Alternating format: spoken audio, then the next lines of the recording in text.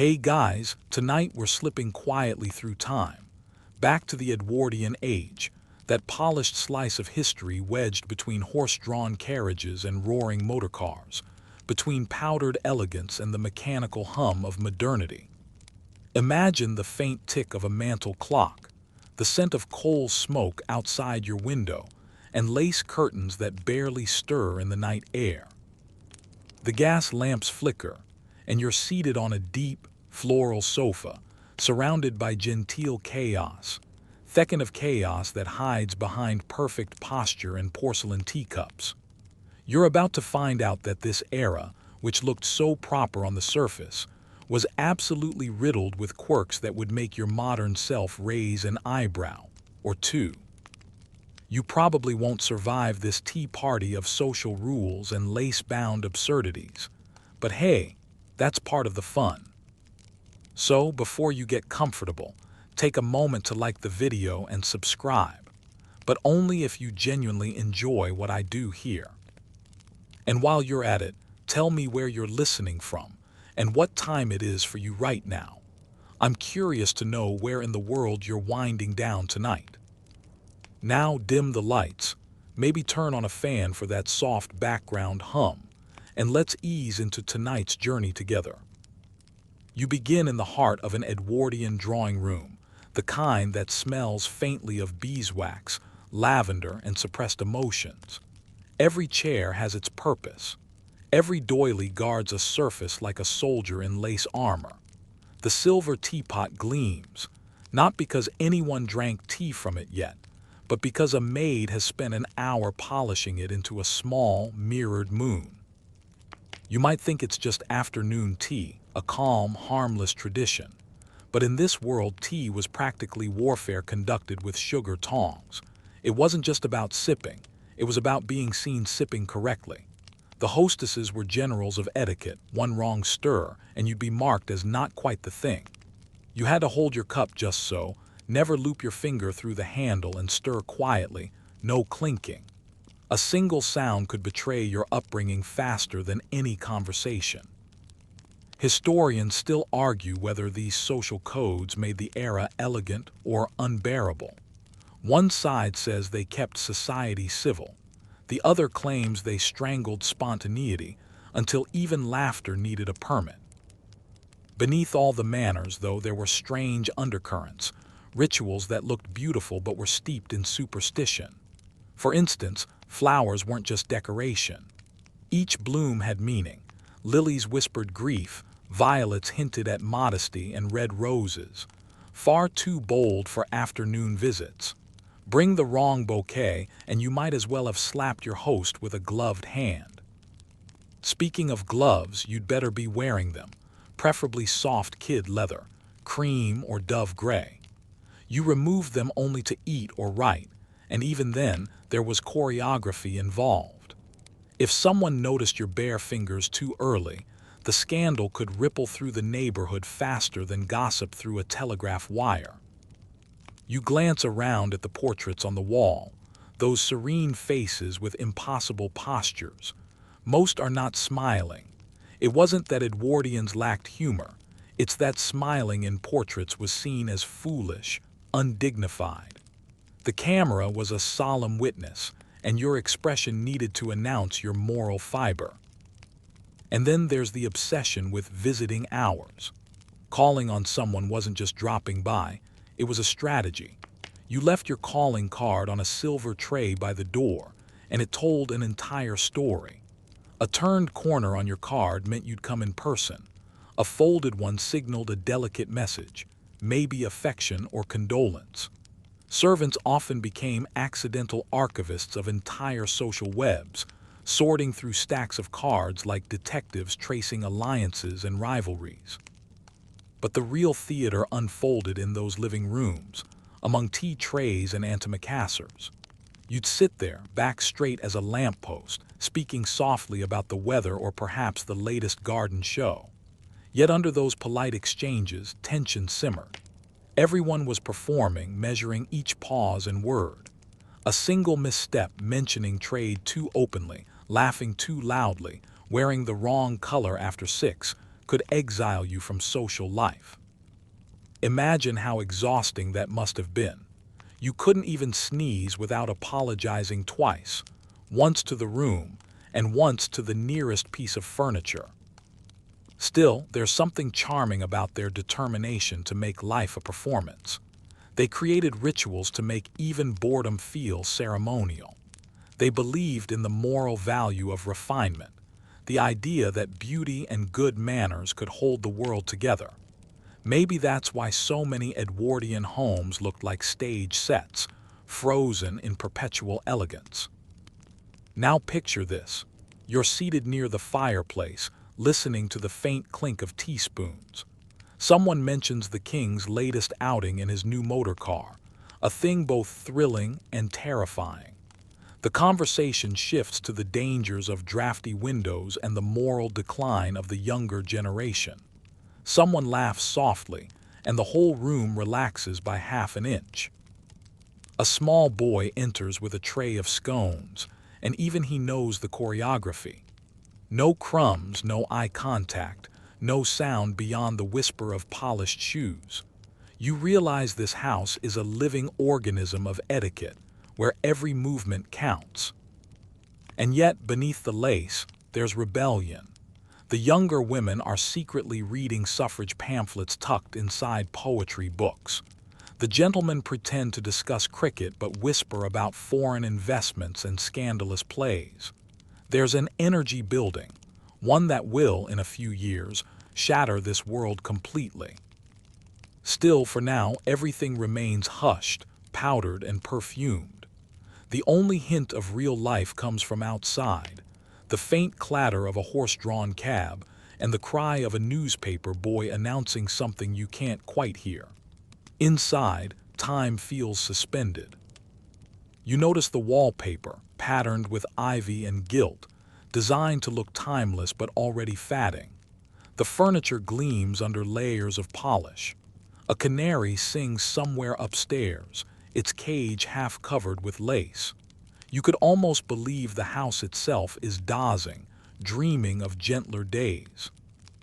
And maybe that's what draws you in, the contrast between the stillness and the quiet madness underneath. Every Edwardian custom, no matter how bizarre, was really a way to keep control in a world about to unravel. They didn't know what was coming, the war, the loss, the modern age that would strip away all this ritual and replace it with something faster, louder, harsher. So you sip your imaginary tea, savoring the absurdity. Because in a few minutes we'll slip deeper into bedrooms, nightwear, and the sleep habits of people who lived in this gilded twilight. But for now, stay where you are in this scented stillness, watching lace curtains flutter while the last light of the Edwardian afternoon fades into gold. You stay seated as the fire burns low, but your mind drifts upward to the hush of the Edwardian bedroom. The parlor's chatter fades, replaced by the faint creak of floorboards and the whisper of someone winding a clock for the night. Upstairs, the rituals of evening unfold with the precision of a slow dance, and you follow, step by step, through the dimly lit hallway that smells faintly of starch, lavender, and cold iron from the day's laundry. You push open a door. The room is half shadow, half linen. A brass bed gleams faintly under a canopy of crocheted trim. The mirror has been draped with lace, supposedly to keep the soul from wandering while you sleep. You take a breath and notice the quietest sound imaginable, the ticking of a tiny travel alarm clock, the heartbeat of an age obsessed with time and routine. Here, bedtime isn't relaxation, it's ceremony. You'd think after all those endless social calls and dinners, someone would simply fall into bed. Not here. The Edwardian body had to be prepared for rest like a piece of fine china being stored for the night. First came the washing ritual. For most middle-class homes, there was no running hot water upstairs. You therefore stand by a porcelain washstand with its delicate jug and basin, watching as your maid pours in water heated downstairs. If you're lucky, it's warm, but not too warm because hot water was thought to make one languid. A brisk sponge bath with soap smelling faintly of coal tar or carbolic acid, and you're scrubbed to moral perfection. You pat yourself dry with a towel stiff from starch. Cold fingers, pink cheeks, proof that you've purified not just skin but spirit. Historians still argue whether this obsession with cleansing was hygiene or moral theater, but either way, the Edwardians made bathing a test of willpower. Then comes the nightwear. Forget silk pajamas. You're sliding into a high-necked, ankle-length cotton nightgown that could double as a ghost costume.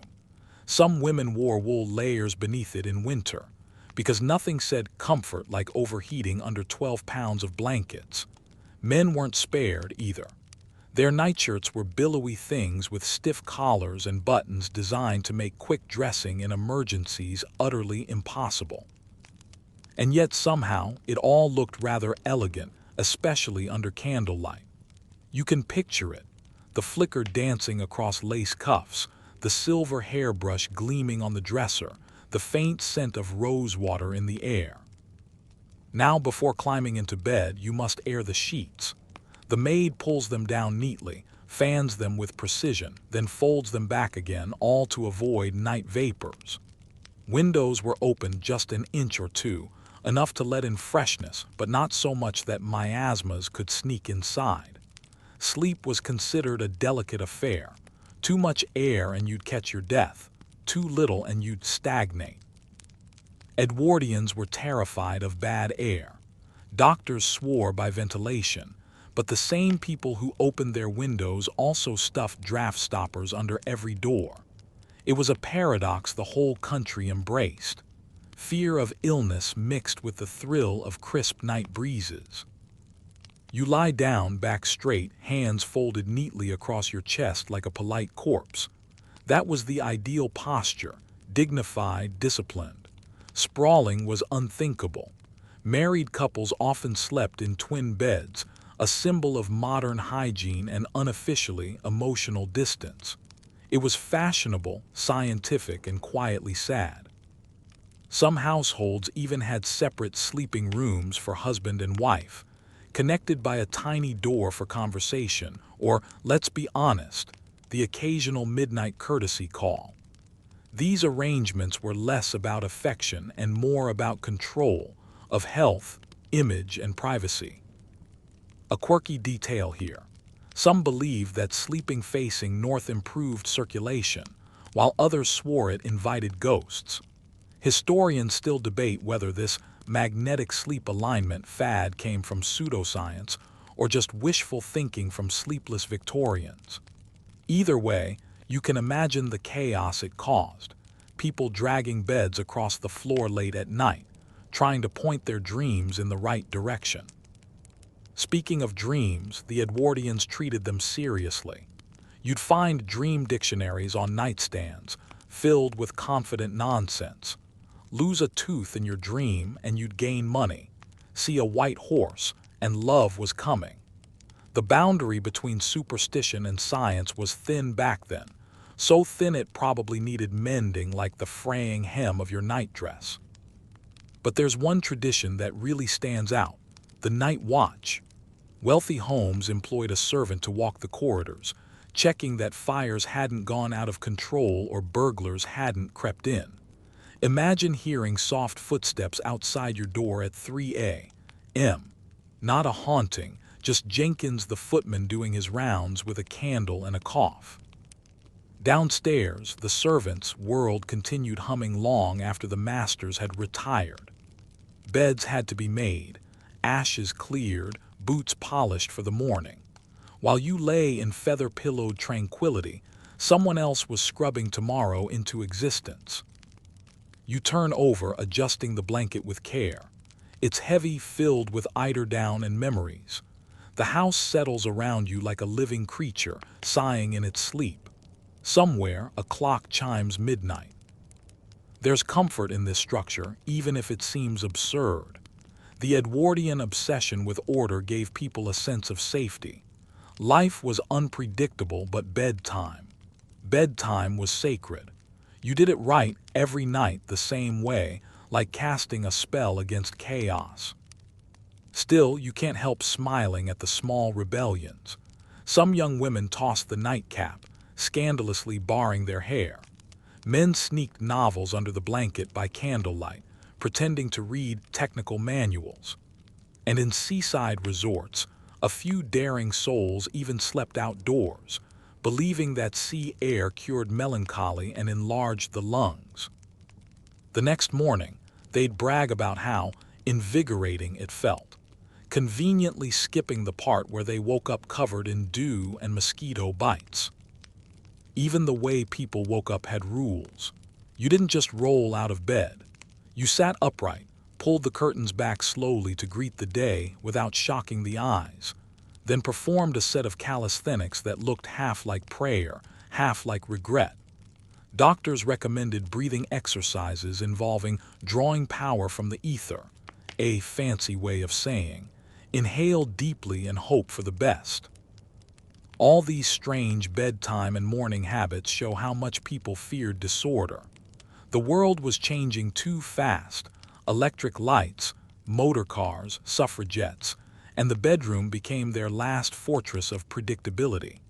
Every lace pillowcase and folded nightgown whispered, "We're still in control." But as you listen to the rhythmic tick of the clock and the faint hoot of an owl outside, you sense something else too, a kind of loneliness.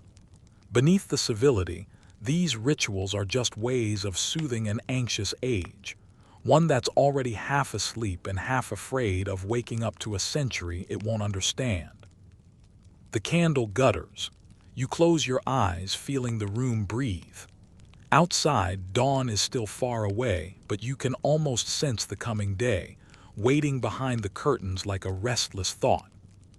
Sleep well, Edwardian dreamer. Tomorrow, you'll have to survive another dinner that lasts long enough to make you question evolution itself. The morning light filters weakly through lace curtains, and before you've even shaken the sleep from your eyes, the scent of roasted coffee and toast begins to climb the stairs. But don't get too excited. Breakfast is merely a polite overture to the real performance of the day, dinner. You may think of dinner as an evening meal, but here, in Edwardian England, it's an event, a marathon of manners and endurance disguised as fine dining. You rise, already bracing for it. Somewhere downstairs, the cook is shouting instructions over the hiss of gas stoves. Pots clatter, servants scurry, and a footman polishes the silver until he can see his existential despair reflected back at him. For the upper classes, dinner was the social heartbeat of the home, an elaborate performance with a rigid script and no room for improvisation. By the time the grandfather clock strikes 7, you're dressed, pressed, and perched like a porcelain figurine at the top of the staircase.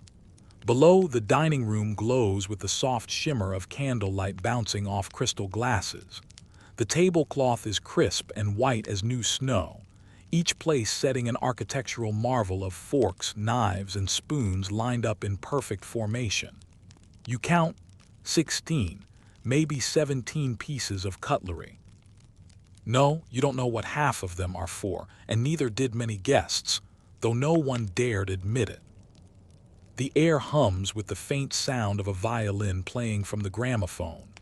Servants glide silently, like actors who have rehearsed every move. And you, dear guest, have only one job: survive the next 3 hours without embarrassing yourself. The Edwardian dinner was a battlefield fought with etiquette. You had to know when to stand, when to sit, when to talk, and above all, when to stay elegantly silent. Conversation was an art form. Too much talk and you were vulgar. Too little and you were dull. A successful guest hovered delicately between the two, balancing charm with restraint like a tightrope walker over a chasm of social disaster. You glance at the menu, printed on a small folded card. The courses stretch endlessly: soup, fish, entree, roast, game, pudding, fruit, dessert, cheese, coffee, and liqueurs. By the time you reach pudding, you'll be too full to move, too polite to admit it, and too terrified to leave the table early. Historians still argue whether these excessive meals reflected genuine wealth or desperate competition, each host trying to outdo the next in an unspoken arms race of luxury. You pick up the correct fork, hopefully, and the meal begins. Soup first, of course. You tilt your spoon away from you, silently praying not to slurp. Across the table, Lady Asquith raises one delicate eyebrow, scanning everyone for violations. Someone dips bread directly into the consommé, and the collective silence could freeze butter. Next comes fish, followed by something in aspic, always something in aspic, as if the Edwardians had a personal vendetta against texture. You pretend to enjoy it, smiling faintly while your jaw muscles cry for mercy. At least the conversation offers some entertainment. Politics are forbidden, money is taboo, and religion unthinkable. So what's left? The weather, of course. The eternal fallback topic of all polite society. You nod thoughtfully as someone discusses the early frost and how it might affect the dahlias. You murmur agreement, feeling your soul gently leave your body. Yet hidden beneath the monotony, there's a certain tension, a flirtation in the air, an exchange of glances between courses. The Edwardians loved coded messages. A dropped napkin, a turned wrist, a pause before taking a sip, each could mean something scandalous if performed with intent. The dinner table was less about nourishment and more about social chess. As the roast arrives, glorious, overcooked, and drowning in gravy, you glance at the head of the table. The host carves with theatrical precision, each slice a symbol of control. This wasn't just hospitality, it was hierarchy on display. Who sat closest to the host mattered. Who got served first mattered. Even who spoke next mattered. It was social Darwinism dressed in white tie. Downstairs, of course, the story was different. The servants' hall mirrored the upstairs world, but with laughter and crumbs. Here, dinner was quick, loud, and alive. The butler might be quoting Shakespeare while the scullery maid giggled into her stew. There was gossip, too, plenty of it. Upstairs, guests played their polite games. Downstairs, the staff placed bets on who would spill wine first. You take another sip of claret, feeling the warmth rise to your cheeks. A joke ripples down the table, subtle, dry, the kind that leaves everyone unsure if it was meant to be funny. Someone laughs too loudly, and the host's smile stiffens ever so slightly. You've just witnessed a social faux pas, the Edwardian equivalent of a scandalous TikTok comment. A fringe tidbit for you. In many houses, the servants used listening pipes to eavesdrop on the dining room. These brass tubes ran from the dining table down to the pantry, allowing staff to anticipate the next course. But gossip often flowed both ways. Rumor had it that some maids kept notes on guests' drunken confessions, selling them discreetly to tabloid journalists. Historians still debate whether these stories were true, or just another dinner table thrill whispered between sips of port. Dessert finally arrives, a shimmering tower of jelly that wobbles like the social order itself. You pick delicately at sugared fruits while pretending not to count how many times someone mentions the word propriety. The atmosphere softens. Conversation drifts toward art, travel, and occasionally, scandalous plays performed on the continent. Someone mentions Sarah Bernhardt sleeping in a coffin to prepare for death scenes, and the room titters nervously. You catch your reflection in the polished silver teapot. The candlelight warps your face into something ghostly, as if the house itself is watching. In that flicker, you understand why Edwardian society clung so fiercely to rules. The world outside was changing too fast, automobiles in the streets, women demanding votes, machines replacing hands. Inside, the table remained a last bastion of control. Here, everyone knew their place. Here, time stood still. The final act begins, coffee and cigars. The ladies drift to the drawing room, their silk dresses whispering across the floor. The men remain behind, smoke curling like dark thoughts above the decanters. Conversation loosens, laughter grows real for the first time all evening. Then the bell rings, the cue to rejoin the ladies. Faces are powdered, expressions reset, and the performance resumes as if nothing human ever happened. You step outside at last, gulping the cold night air like freedom. Behind you, the dining room glows faintly through the windows, the table still gleaming like an altar to formality.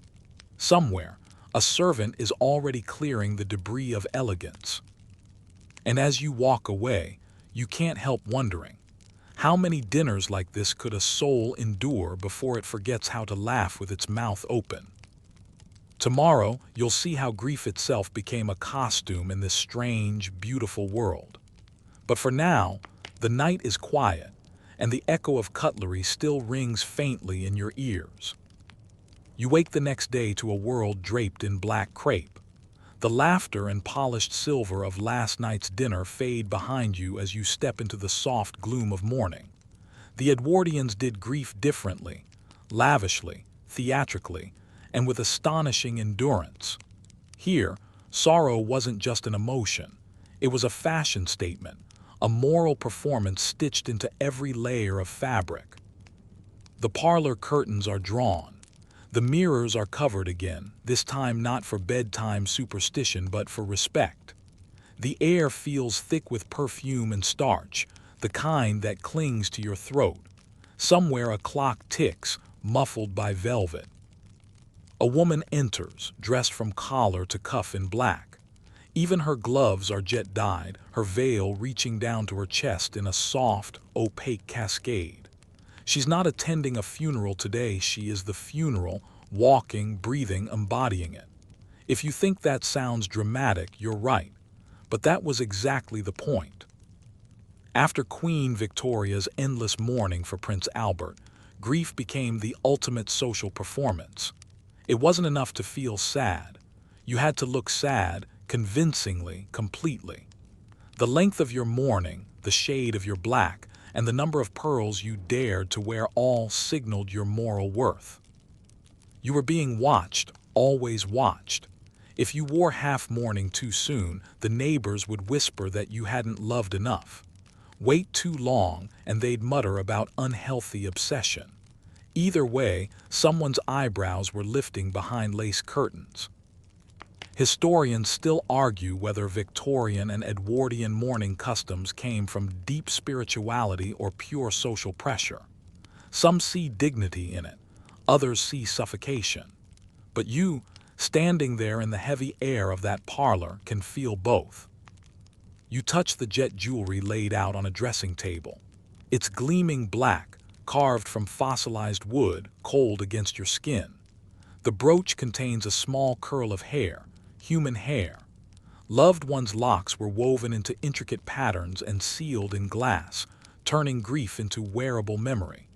You can almost imagine the hours spent twisting and braiding those delicate strands, a quiet ritual of love and obsession. And it wasn't just jewelry. Mourning stationery, black-edged handkerchiefs, black-bordered calling cards, all sent clear messages to society. When someone died, their family disappeared from the social world. No parties, no music, no color. For months, sometimes years, life itself dimmed to gray. Men got off lightly, of course. A black armband and a somber tie were usually enough. Women, however, bore the full weight of mourning culture, literally. The dresses were hot, heavy, and restrictive. Some were dyed with chemicals so harsh they irritated the skin. Yet the women wore them anyway, proud to prove devotion through discomfort. There's something mesmerizing about the precision of it all. You watch as the widow adjusts her veil before leaving the house. Her footsteps are soft but deliberate. The sound of her skirts brushing the pavement could almost be mistaken for a sigh. And when she reaches the cemetery, the air shifts again. Funerals in the Edwardian age were public theater. Horses wore plumes of black ostrich feathers. Carriages gleamed like mirrors of sorrow. Even the undertakers dressed with military precision. People lined the streets to watch. not out of morbid curiosity, but because funerals were events. There's a strange comfort in this pageantry. Grief was shared, ritualized, given shape. Everyone knew their lines. Everyone understood the script. In some ways, it was easier than modern silence, the kind of quiet that leaves people unsure of what to say. Still, some found ways to rebel. A few daring souls, especially among the younger generation, began to question the weight of mourning. They lightened their black with lilac, or scandalously wore gray before the year was out. Magazines like The Queen and The Lady's Realm printed debates on whether strict mourning was dignified tradition or emotional tyranny. Historians still debate it too. But nothing could fully erase the symbolism. Even flowers told stories of loss. White lilies for purity, rosemary for remembrance, violets for modest grief. Funeral wreaths weren't just decoration. They were coded love letters to the dead. And in every home, a photograph of the departed remained on display, usually garlanded in ribbon or framed in black. Some families took one last portrait after death, a mourning photograph. The body dressed carefully, posed peacefully, eyes closed or even painted open. To modern eyes, it seems macabre, but to the Edwardians, it was an act of tenderness, a final attempt to hold time still. You can picture it now. A family gathered in somber quiet around a stiff figure on a chaise, the photographer adjusting his lens, whispering, "Hold very still." It's chilling and strangely moving. Later, you walk through the drawing room again. The chairs are covered, the piano lid closed. No one dares play music yet. On the mantel stands a clock stopped at the hour of death, a superstition meant to trap the spirit in time until it could move on. The widow returns home, lifts her veil and sighs. For a moment she just sits, hands folded, staring at the empty chair opposite. You realize how isolating this shared grief truly was. For all the public ceremony, mourning was a lonely occupation, one that asked you to vanish behind decorum until the world deemed your heart sufficiently healed. But behind that black veil, the world was beginning to change. New fabrics, new freedoms, new ideas about emotion and self-expression were creeping in. Soon, the suffragettes would march in white instead of black. Fashion would loosen its stays, and grief would become private again. You can almost feel the transition, one era fading into another like the last note of a requiem. Still, for now, you sit in this hush of velvet shadows, listening to the faint rattle of carriages outside. Somewhere down the street, a housemaid is shaking out a rug, and a child laughs, a sound that pierces the solemnity like sunlight through gauze. It's a reminder that even in the most rigid mourning, life always insists on carrying on. So, as the widow's candles burn low and the heavy curtains stir with the faintest breath of night air, you rise quietly. Tomorrow, you'll descend the servants' staircase and see what life was like for the people who never got to wear lace or pearls, those who kept these grand households running while the rest of the world slept. You slip quietly down the narrow back staircase, the one the guests never saw, the one that winds between the grand world above and the humming, sleepless machinery below. The air changes immediately, cooler, heavier, faintly metallic with the scent of coal, soap, and onions from the kitchen. The wallpaper here is plain, the carpets thin, the light dimmer. This is the invisible side of Edwardian life, the world of the servants, where footsteps never stopped and exhaustion was as common as the sound of the bells. You reach the basement corridor, long and echoing, lined with doors that open into other worlds. The scullery, the butler's pantry, the laundry room steaming like a tropical swamp. Everywhere people move quickly but quietly, because in this house, noise itself is a kind of sin. The only sound allowed upstairs is efficiency, the whisper of polished shoes, the rustle of freshly ironed linen. Here you meet the housemaid, Mary, 20 years old, up since 5 a.m., eyes rimmed with fatigue. She's already cleaned 3 fireplaces, hauled coal buckets twice her weight, and scrubbed brass until her hands are raw. And still, her day isn't even halfway through. She'll be up again at midnight making sure the fires haven't died. Historians still argue whether the Edwardian servant class was exploited or simply trapped by tradition. Some call it a stable system that offered security. Others see it as quiet servitude under silk-gloved tyranny. But as you watch Mary iron a napkin for the 10th time because the butler declared it creased by shadow, it's hard to call it anything but endurance. The butler himself is the emperor of this underworld. His name might be something stately, Mr. Graham perhaps, and his every movement carries the weight of hierarchy. He's tall, composed, and almost unnaturally calm. The staff fear him slightly, admire him more. His job is to ensure that life upstairs runs like a watch wound by invisible hands. Every bell that rings in the servant hall, whether for tea, firewood, or gossip, is his command to interpret. Each bell has a label: morning room, nursery, master's dressing room.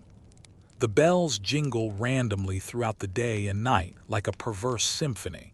The servants call it the music of misery. And yet they move with practiced grace. The footmen, young, tall, chosen for looks, glide through rooms like ghosts in livery. The cook rules her kitchen with the authority of a monarch. Her ladles clang like scepters. She knows the moods of every upstairs stomach and can identify the mistress's footsteps by sound alone. You find the scullery maid bent over a sink, hands red from lye soap. She's 16, new, still learning the rhythms of servitude.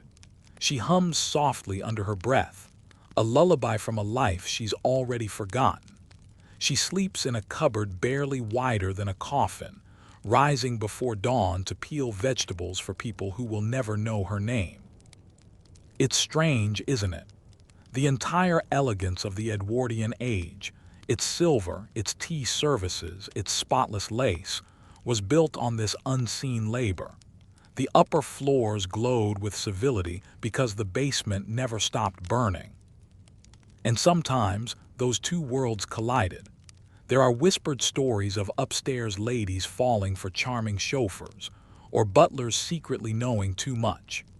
Historians still debate whether those tales are romanticized myth or coded truth, tiny cracks in a system obsessed with appearances.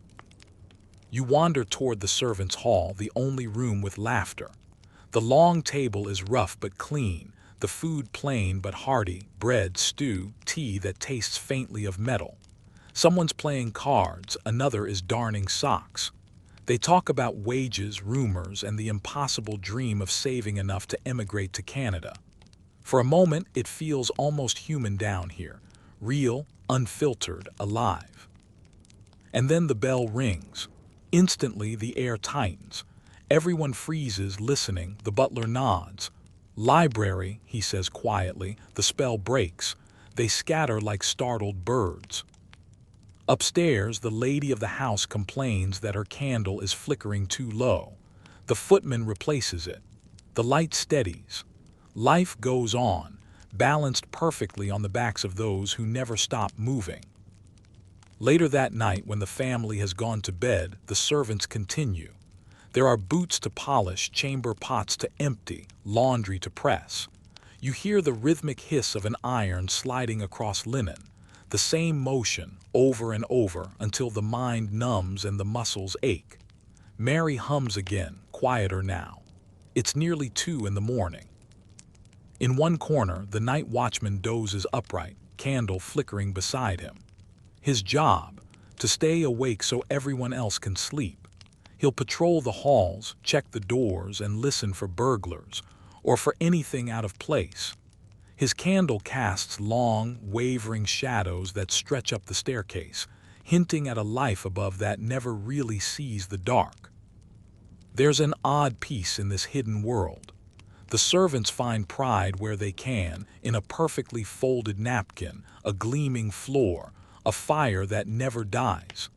They create order from chaos, meaning from repetition. You can almost sense the rhythm of it, a quiet heartbeat under the noise of history. Still, exhaustion lurks in every corner. For most, there are no days off. Half-day Sunday sounds generous until you realize it's just 4 hours to walk, pray, or write a letter home before returning to polish the master's shoes again. You imagine the sound of those bells echoing through dreams, ringing, always ringing. Even in sleep, the servants' bodies twitch, responding to phantom summons. And yet, despite everything, there's laughter, small rebellions. The cook who adds extra butter out of spite, the footman who reads forbidden novels by candlelight, the scullery maid who steals sugar cubes and hides them under her pillow like treasure. They live in the cracks of a glittering world, unseen but essential. Without them, the grand Edwardian facade would crumble overnight. As the candle burns low, Mary finally climbs the narrow back stairs to her room, a cupboard with a single iron bed, a small Bible, and a cracked mirror. She lies down fully clothed, boots still on, because she'll have to rise in a few hours. The house above her sleeps soundly, blissfully unaware that its own dreams are propped up by weary hands below. You stand there, listening to the faint hum of the boiler and the sigh of someone turning in their sleep. This is the other side of the Edwardian dream, not silk and silver, but soot and silence. And tomorrow, you'll see what happens when love enters this carefully wound world, how courtship itself becomes a ritual, and desire must speak in coded gestures and candle-lit glances. You wake in this dream of an age to the scent of roses and starch, the sound of a harp, and the low chatter of a drawing room already aglow with anticipation. It's evening, and you've wandered into one of those perfectly arranged Edwardian garden soirees, a place where love isn't confessed but performed, disguised, whispered, and folded neatly into a gesture so small you might miss it if you blink. Everywhere you look, people are pretending not to look at one another. Fans flutter like secret codebooks. Parasols tilt in mathematical precision. A lady drops her handkerchief, and suddenly the temperature of the air changes. The game has begun. You stand near the edge of the garden where paper lanterns hang like fragile moons from the trees. The lawn smells of lilac and trampled grass. Somewhere, a gramophone wheezes out a waltz, scratchy and slow, a soundtrack to all this nervous charm. The Edwardians treated courtship as performance art. Love was too explosive to show openly, so it had to be filtered through etiquette, manners, and layers of lace. You couldn't simply tell someone you liked them. You had to signal it through the choreography of glances. A flick of a fan might mean "meet me later," while a dropped glove could whisper "I'm thinking of you." And heaven forbid your fan flutters too fast. You might accidentally propose marriage before the pudding course. Historians still argue whether these codes of conduct were genuinely understood or simply pretended at. Did the average young man really know that touching the brim of his hat twice meant, "I adore you"? Or were most people just fumbling through the emotional Morse code of their age, terrified of misreading the signals? You spot a young woman standing by the rose trellis, her gloved fingers brushing the petals as if in thought. Her name might be Clara or Elena, or any of those polished, careful Edwardian names. She's just come of age, which means her entire existence has become a walking resume for marriage. Posture, smile, embroidery skill, musical training, capacity for polite laughter. She knows she must catch a husband without seeming to try. It's a delicate act, an invisible tightrope stretched between charm and chastity. You feel her tension. She's rehearsed her laugh in the mirror. She's practiced dropping her eyes just so, the way her governess taught her. And tonight, she's not alone in the act. The garden is filled with would-be suitors, all buttoned up in starched collars and unspoken panic. They talk about the weather as though it were a profound philosophy. Unseasonably warm, isn't it? Might really mean, I'm wildly in love with you, but your chaperone is 3 feet away. And oh, the chaperones, those ever-watchful guardians of virtue. Each young woman comes with her own human force field, usually an aunt or mother in lace and pearls, trained in the art of hovering. You can't so much as hand Clara a cup of lemonade without someone clearing their throat in judgment. Still, love finds ways to breathe. Letters slip into books. Gloves go missing, only to reappear days later with folded notes tucked in the lining. In the Edwardian world, even rebellion had to wear gloves. You walk along the edge of the lawn where couples stroll in pairs under polite supervision. The conversation drifts like perfume. Talk of motor cars, new gramophones, the king's latest public outing. But beneath the surface, everything vibrates with tension, the same kind that hums before a thunderstorm. In this age, romance isn't about passion, it's about timing. Courtship is as much negotiation as affection, because love in the Edwardian sense is always entangled with class. You can adore someone with your whole being, but if they're not of your station, your affection becomes a scandal. Marry too far down and you risk your family's reputation. Marry too far up and you risk your sanity. Historians still debate whether Edwardian courtship was more romantic or more ruthless.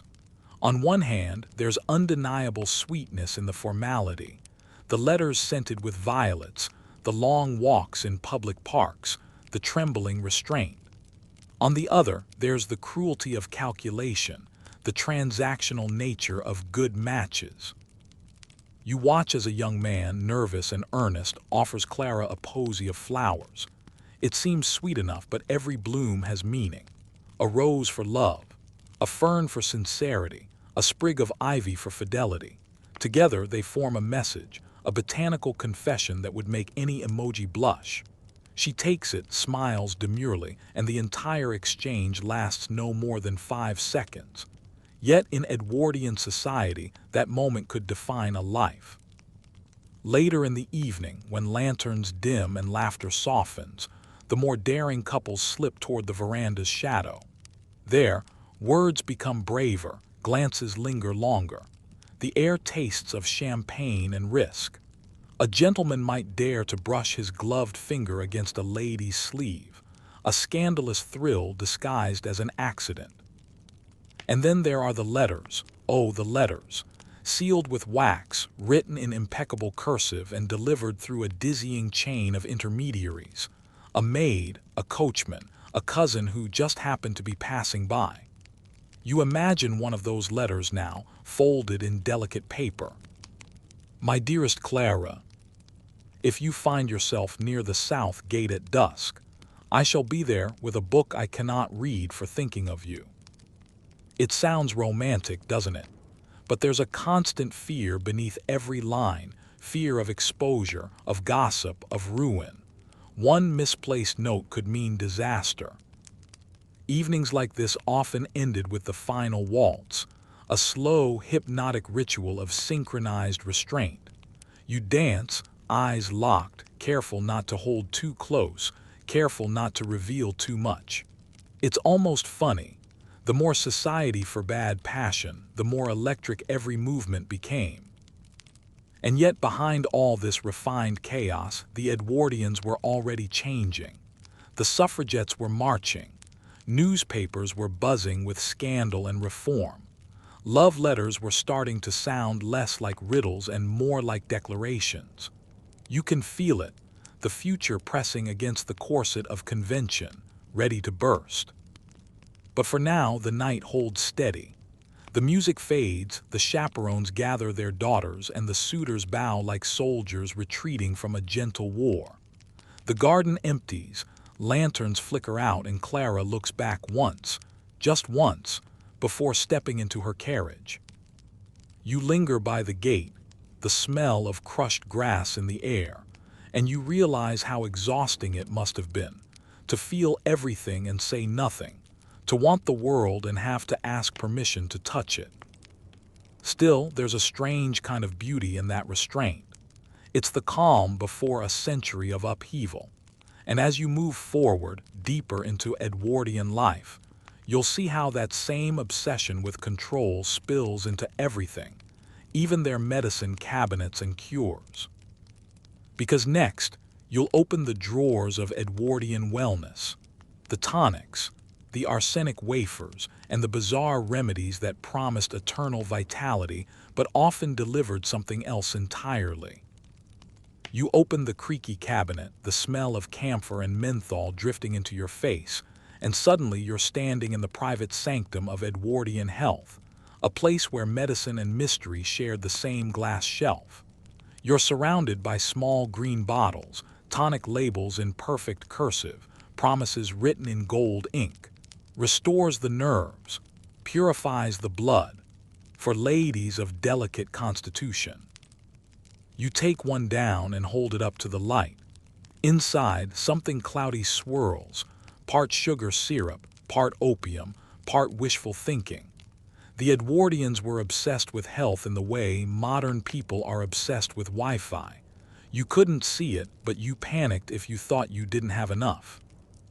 They called it nervous exhaustion or neurasthenia, a polite way of saying you were tired of life.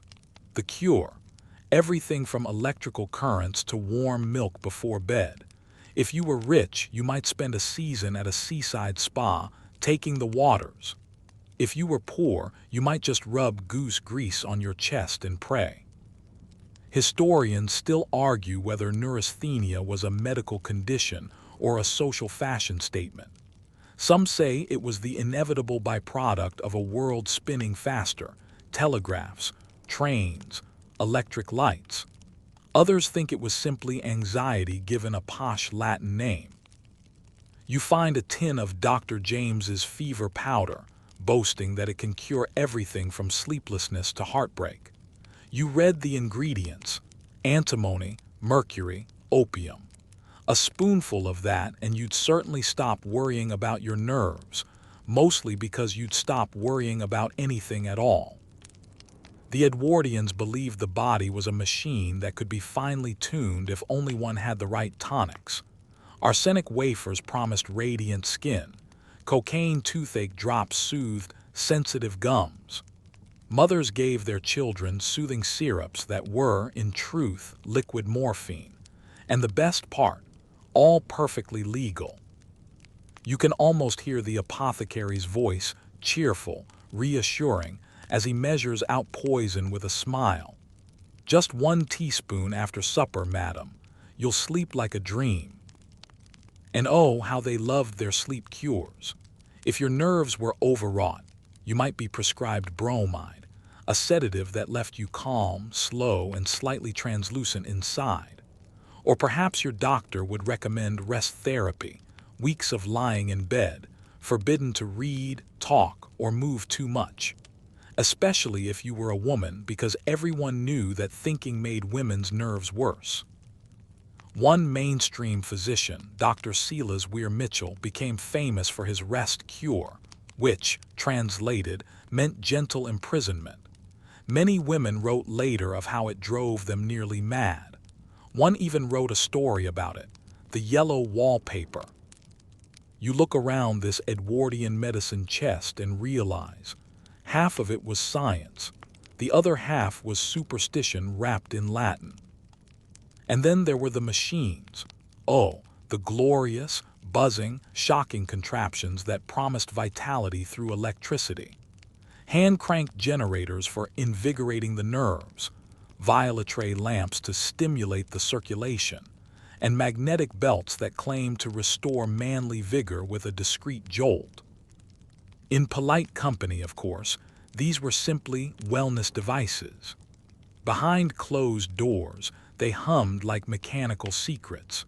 Historians still debate whether these electrical marvels worked at all, or whether they were simply the forerunners of today's wellness fads, all sparkle and placebo.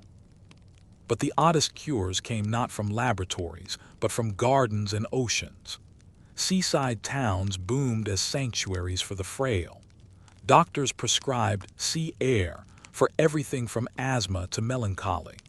You'd be bundled into wool layers and wheeled along the promenade in a wicker bath chair, inhaling salt and hope.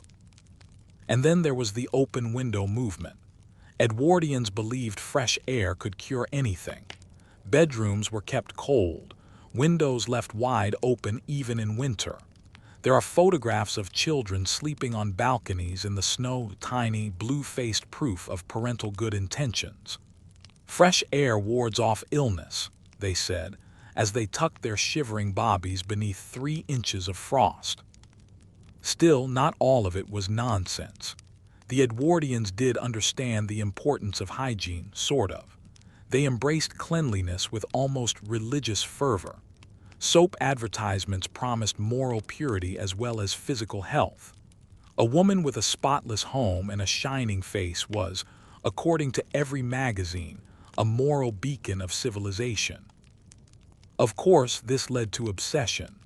You'd spend half your life cleaning your house, dusting the dust off your dusters, and polishing your soul through your silverware.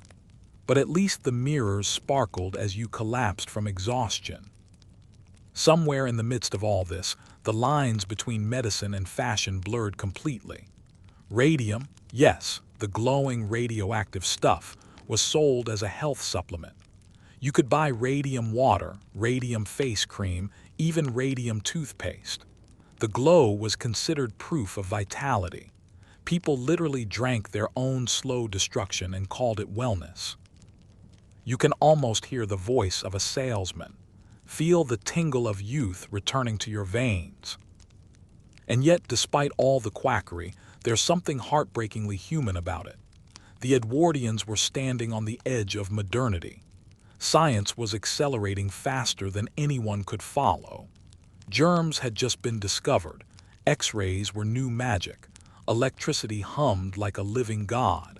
They didn't yet know where science ended and sorcery began. So they experimented. They trusted the bottle, the machine, the miracle cure. They swallowed lightning and prayed for calm. By the time you finish exploring the cabinet, your head spins with contradictions. The same society that banned public talk of bodies sold intimate tonics in elegant glass. The same people who scorned madness sent half their population to rest, in silence. A strange sound interrupts your thoughts, a faint, rhythmic ticking from a nearby room. You follow it and find an early exercise device, a hand-cranked vibration chair designed to shake the body into health. You sit in it. The thing rumbles faintly, humming up through the floorboards. It's oddly soothing, like the body of the house itself is purring. And you realize, even in their oddest moments, the Edwardians were reaching for something we still chase: comfort, control, the illusion that we can cure life itself if we just find the right button to press. Still, you might want to step away from the arsenic face cream. Because next, you'll see how that hunger for progress bled into everything else. How the Edwardians electrified their homes, connected their telephones, and met the first blinking ghosts of the modern world. You wake to the faint hum of something new, something that wasn't there the night before. The soft glow along the hallway isn't candlelight. It's steadier, colder, alive in a way wax never was.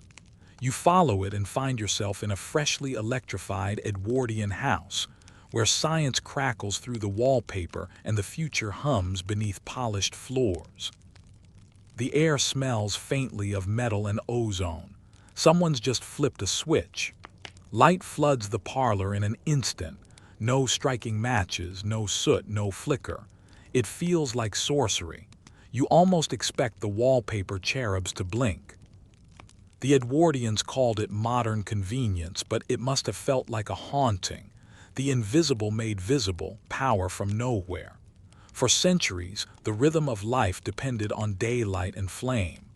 Now, night itself could be tamed with a single gesture. You'd think everyone would be thrilled, but not quite. Historians still argue whether the arrival of electricity in Edwardian Britain was a marvel or a menace.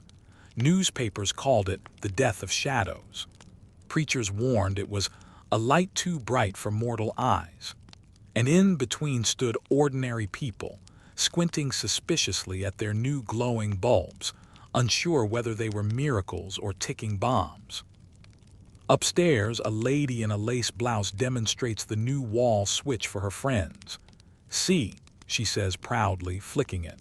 The lights blaze, the crowd gasps, and one older woman clutches her pearls.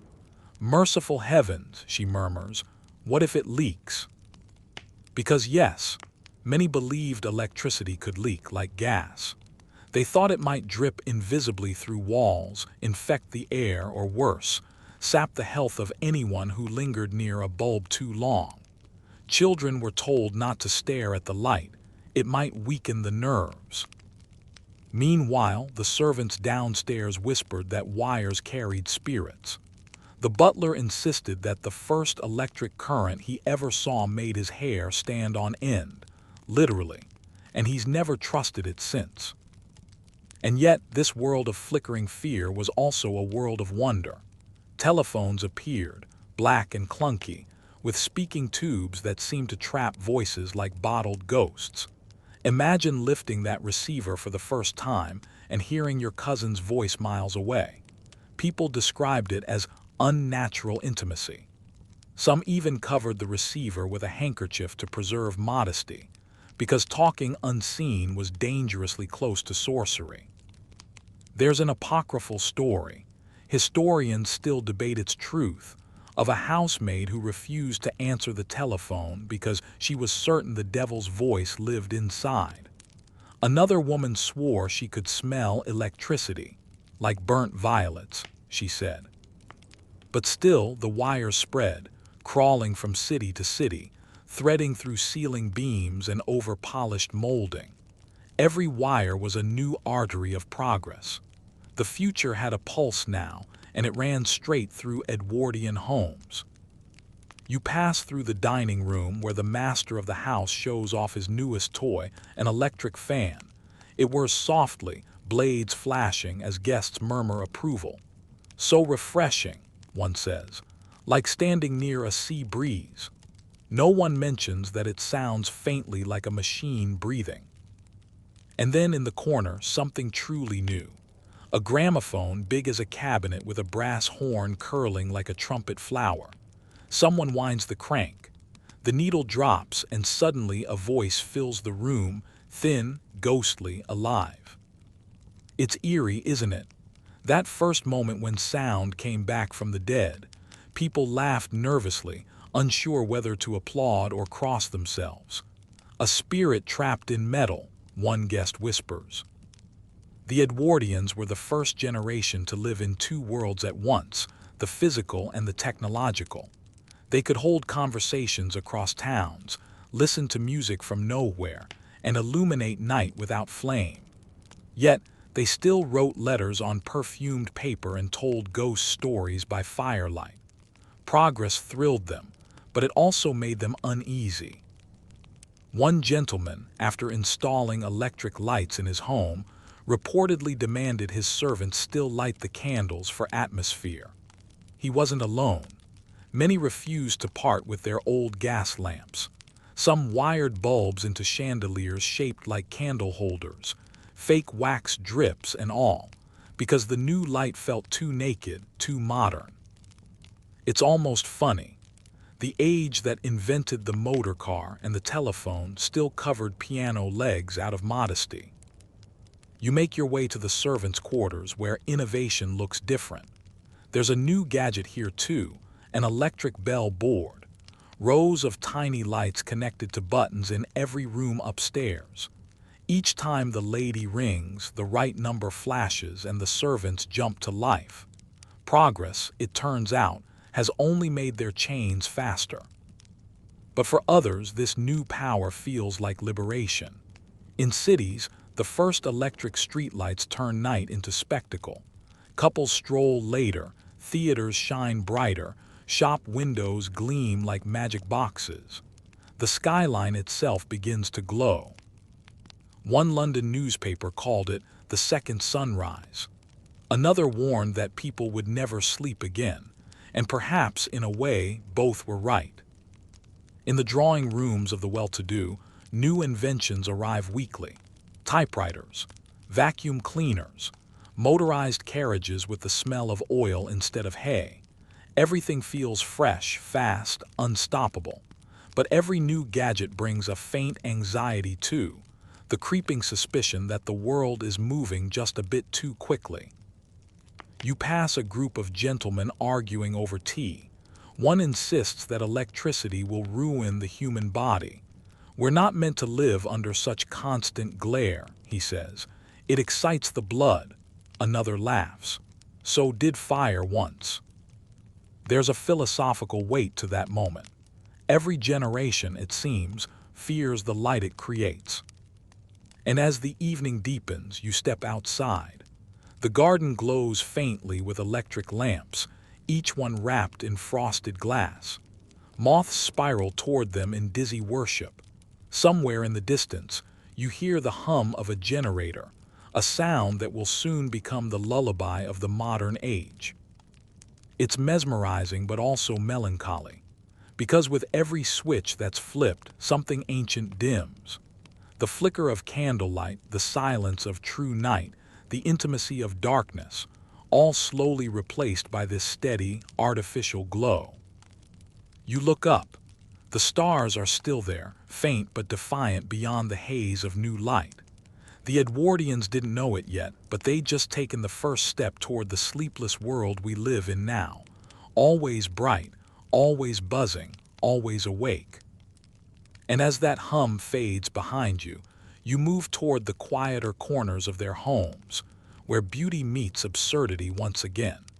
Because while they wired their drawing rooms for progress, their plumbing stayed hilariously medieval. Next, you'll step into the dream houses and absurd bathrooms of Edwardian England, where luxury met leaky pipes, and no one dared mention the smell. You follow the hum of the generator until it fades into the soft dripping of water, a shift so sudden it feels like stepping backward in time. The glow of electricity gives way to flickering gaslight again, and you realize you're in the belly of an Edwardian dream house, that strange paradox of elegance and inconvenience. Upstairs, chandeliers shimmer, velvet drapes sigh in the draft, and tea is poured in perfect silence. But down here, behind the paneling beneath the parquet, the pipes rattle, the taps hiss, and the scent of damp plaster hangs thick in the air. The Edwardian home was supposed to be the pinnacle of comfort, the golden cocoon of a newly civilized world. But if you look closely, it was a delicate illusion. Beauty upstairs, chaos below. Historians still argue whether these houses were triumphs of design or architectural nightmares dressed in velvet. Either way, they were the heartbeat of an age obsessed with appearances. You step into the scullery first. It's tiled from floor to ceiling, gleaming white so that any speck of dirt can be hunted and destroyed. A huge zinc sink gapes open like a whale's mouth. Buckets, brushes, and soap everywhere. Water sloshes endlessly because, in most homes, taps still weren't reliable. In wealthier houses, there might be indoor plumbing, but indoor didn't mean convenient. Imagine it. Every time you turn a handle, you're gambling. The water might gush, or it might dribble. It might be hot, cold, or a mysterious in-between that smells faintly of metal. If you're very lucky, you have a cistern upstairs that fills slowly, hissing like a suspicious cat. But in many Edwardian homes, hot water was still a privilege, heated by a coal-fired range in the kitchen and carried upstairs by hand. And yet the bathrooms upstairs were temples, small but exquisite. You climb the stairs now, following the faint scent of carbolic soap and lavender. At the top, you find a door-marked bathroom in delicate script. Inside, a clawfoot tub gleaming like a silver chalice, brass taps shaped like tiny swans, a sponge on a porcelain tray. The walls are lined with floral wallpaper, An unfortunate choice given the humidity, but beauty comes first. You touch the bath and feel it cold as marble. Baths were not daily indulgences in most homes. The Edwardians believed too much bathing was dangerous, weakens the constitution, some doctors said. Once or twice a week was considered quite sufficient. Between those luxuries, people managed with sponge baths or perfume. A lady should smell faintly of violets, one etiquette guide advised, not of industry. Of course, downstairs, the servants bathed rarely if at all. There simply wasn't time and the water was usually cold. So the great Edwardian divide existed even in hygiene. Cleanliness was moral, but only when convenient. You look around this dainty bathroom and notice something else. There's no sink.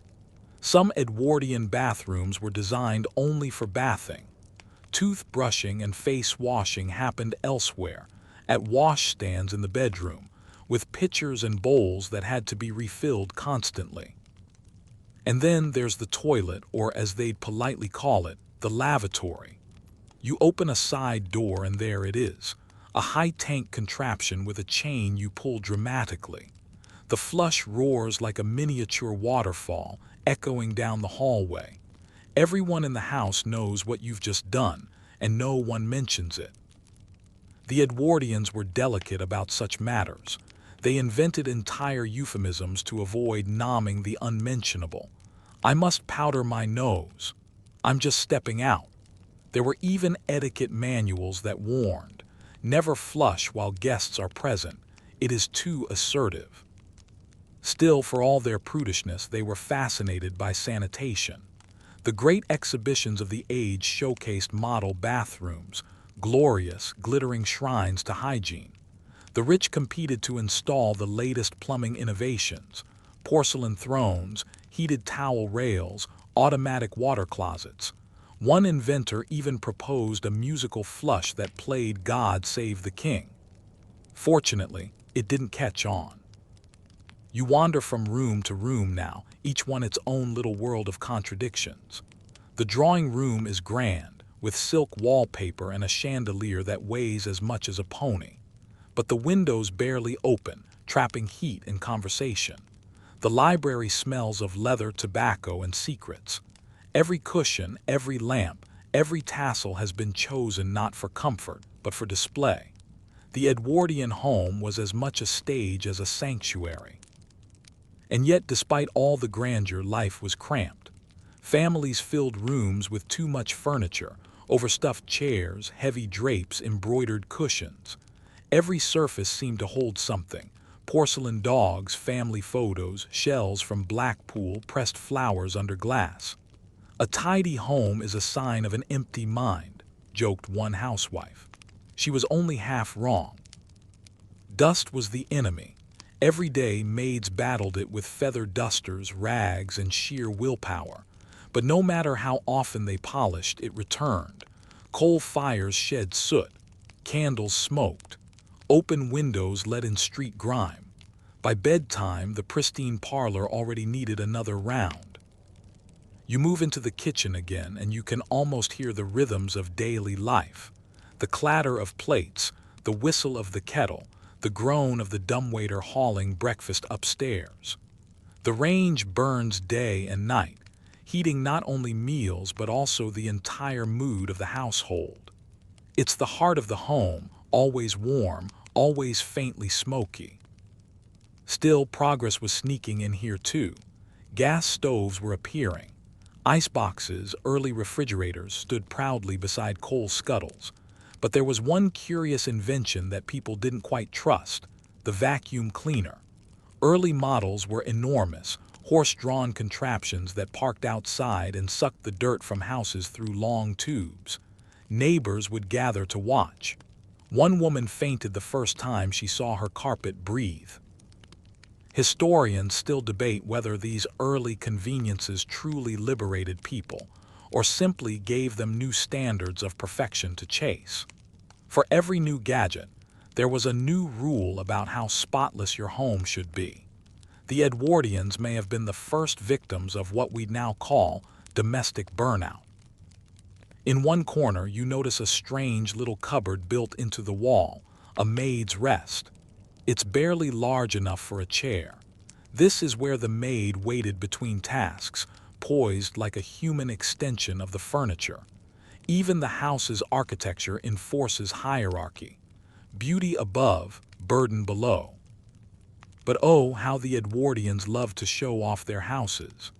Afternoon teas, garden parties, Sunday visits, all chances to display their refinement. A perfectly arranged bouquet, a polished stair rail, the faint scent of beeswax polish, all silent declarations of class. To be poor was shameful, to appear poor unforgivable. And yet beneath all the polish, cracks ran deep. The drains backed up. The pipes froze. Mice nested behind the skirting boards. You can imagine a hostess smiling sweetly as her guests sip tea, pretending not to hear the gurgling in the walls. There's something oddly comforting about it all, though. The mixture of grandeur and chaos, ambition and absurdity. The Edwardian home wasn't perfect, but it was alive, messy, human. It dreamed big and leaked quietly. You pause on the staircase, hand on the polished banister, and think of how different our homes are now: minimalist, efficient, quiet. The Edwardians would find them barren, almost soulless. They believed beauty came from layers, patterns, textures, excess.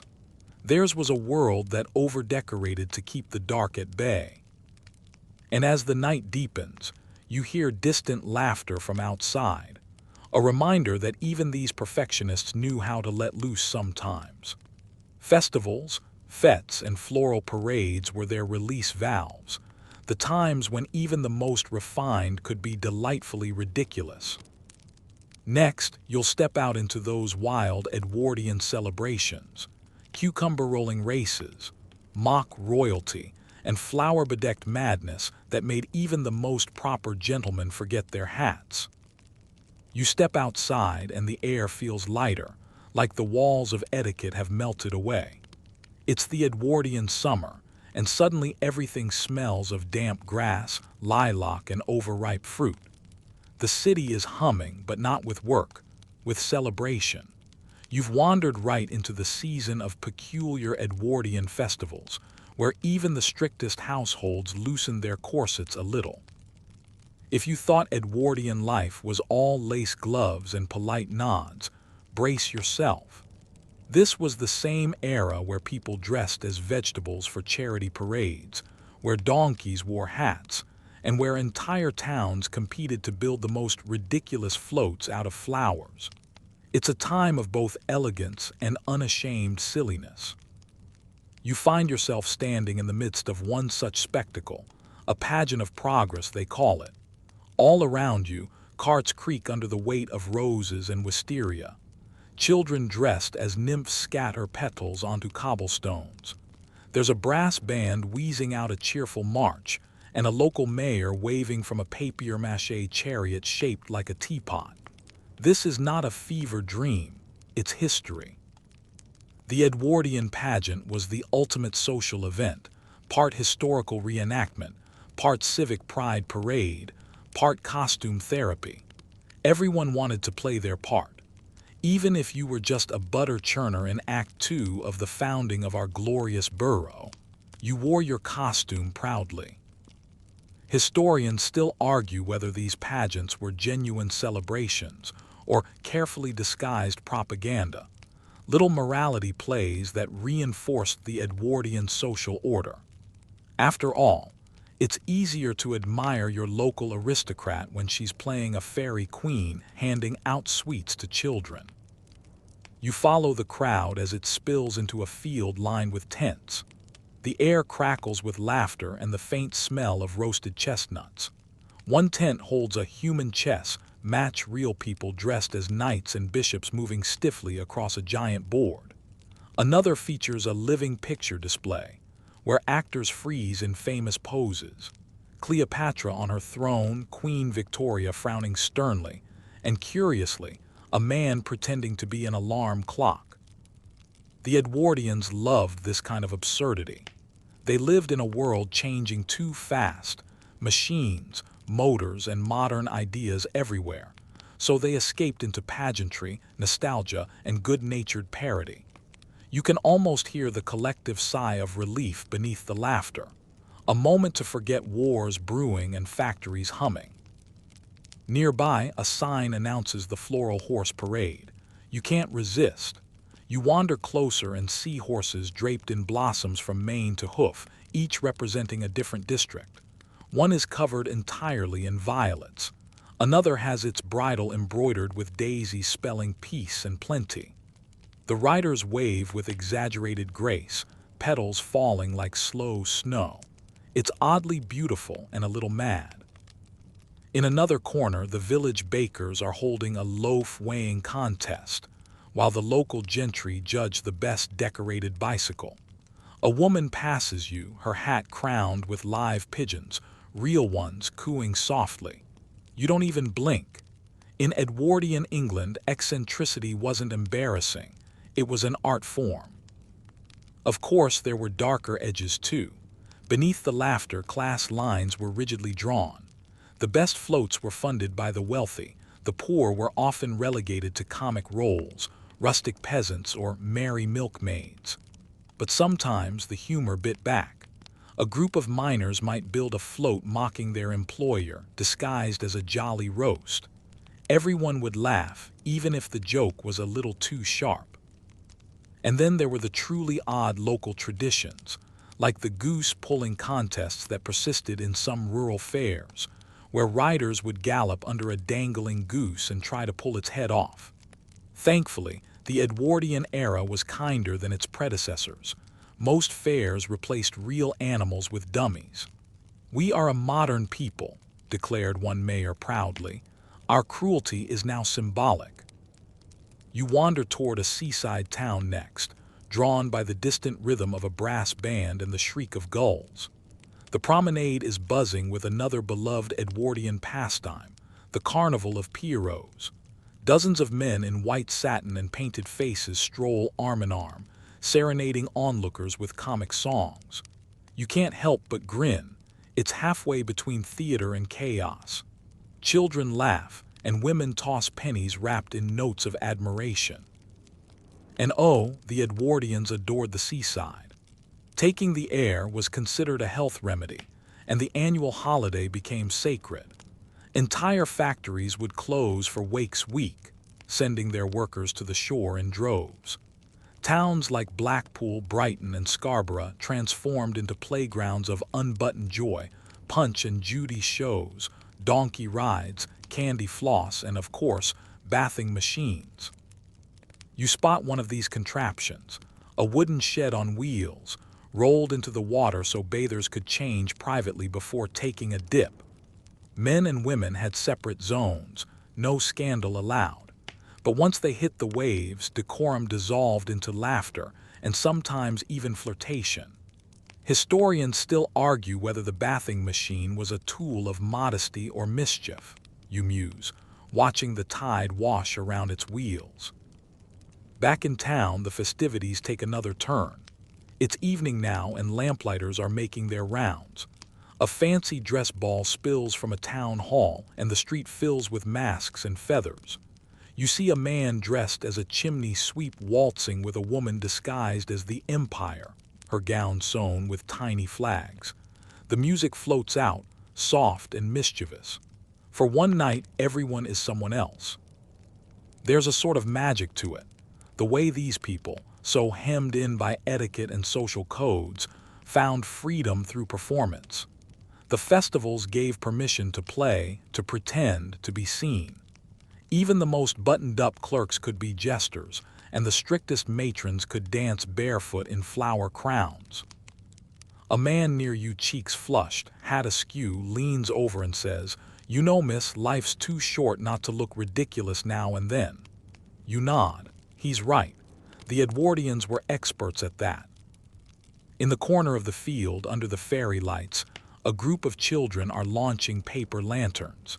They drift upward, glowing softly against the night. There's something almost sacred in the hush that follows, a brief, shared silence. Maybe that's what all this spectacle was for, to remind people that they were alive together, even for one fleeting summer evening. As you walk away from the flickering lanterns, you can't help but smile at the absurd beauty of it all. You've seen pageants that rewrote history, races that defied reason, and festivals that blurred the line between civility and carnival. And through it all, you sense something deeply human, a longing to belong, to laugh, to forget the ticking clocks of progress. You take one last look at the crowd, their laughter glowing like embers in the dusk, and you realize this might have been the Edwardians' greatest invention: joy as resistance. The night folds gently around you again. The music fades, the laughter softens, and the stars blink awake.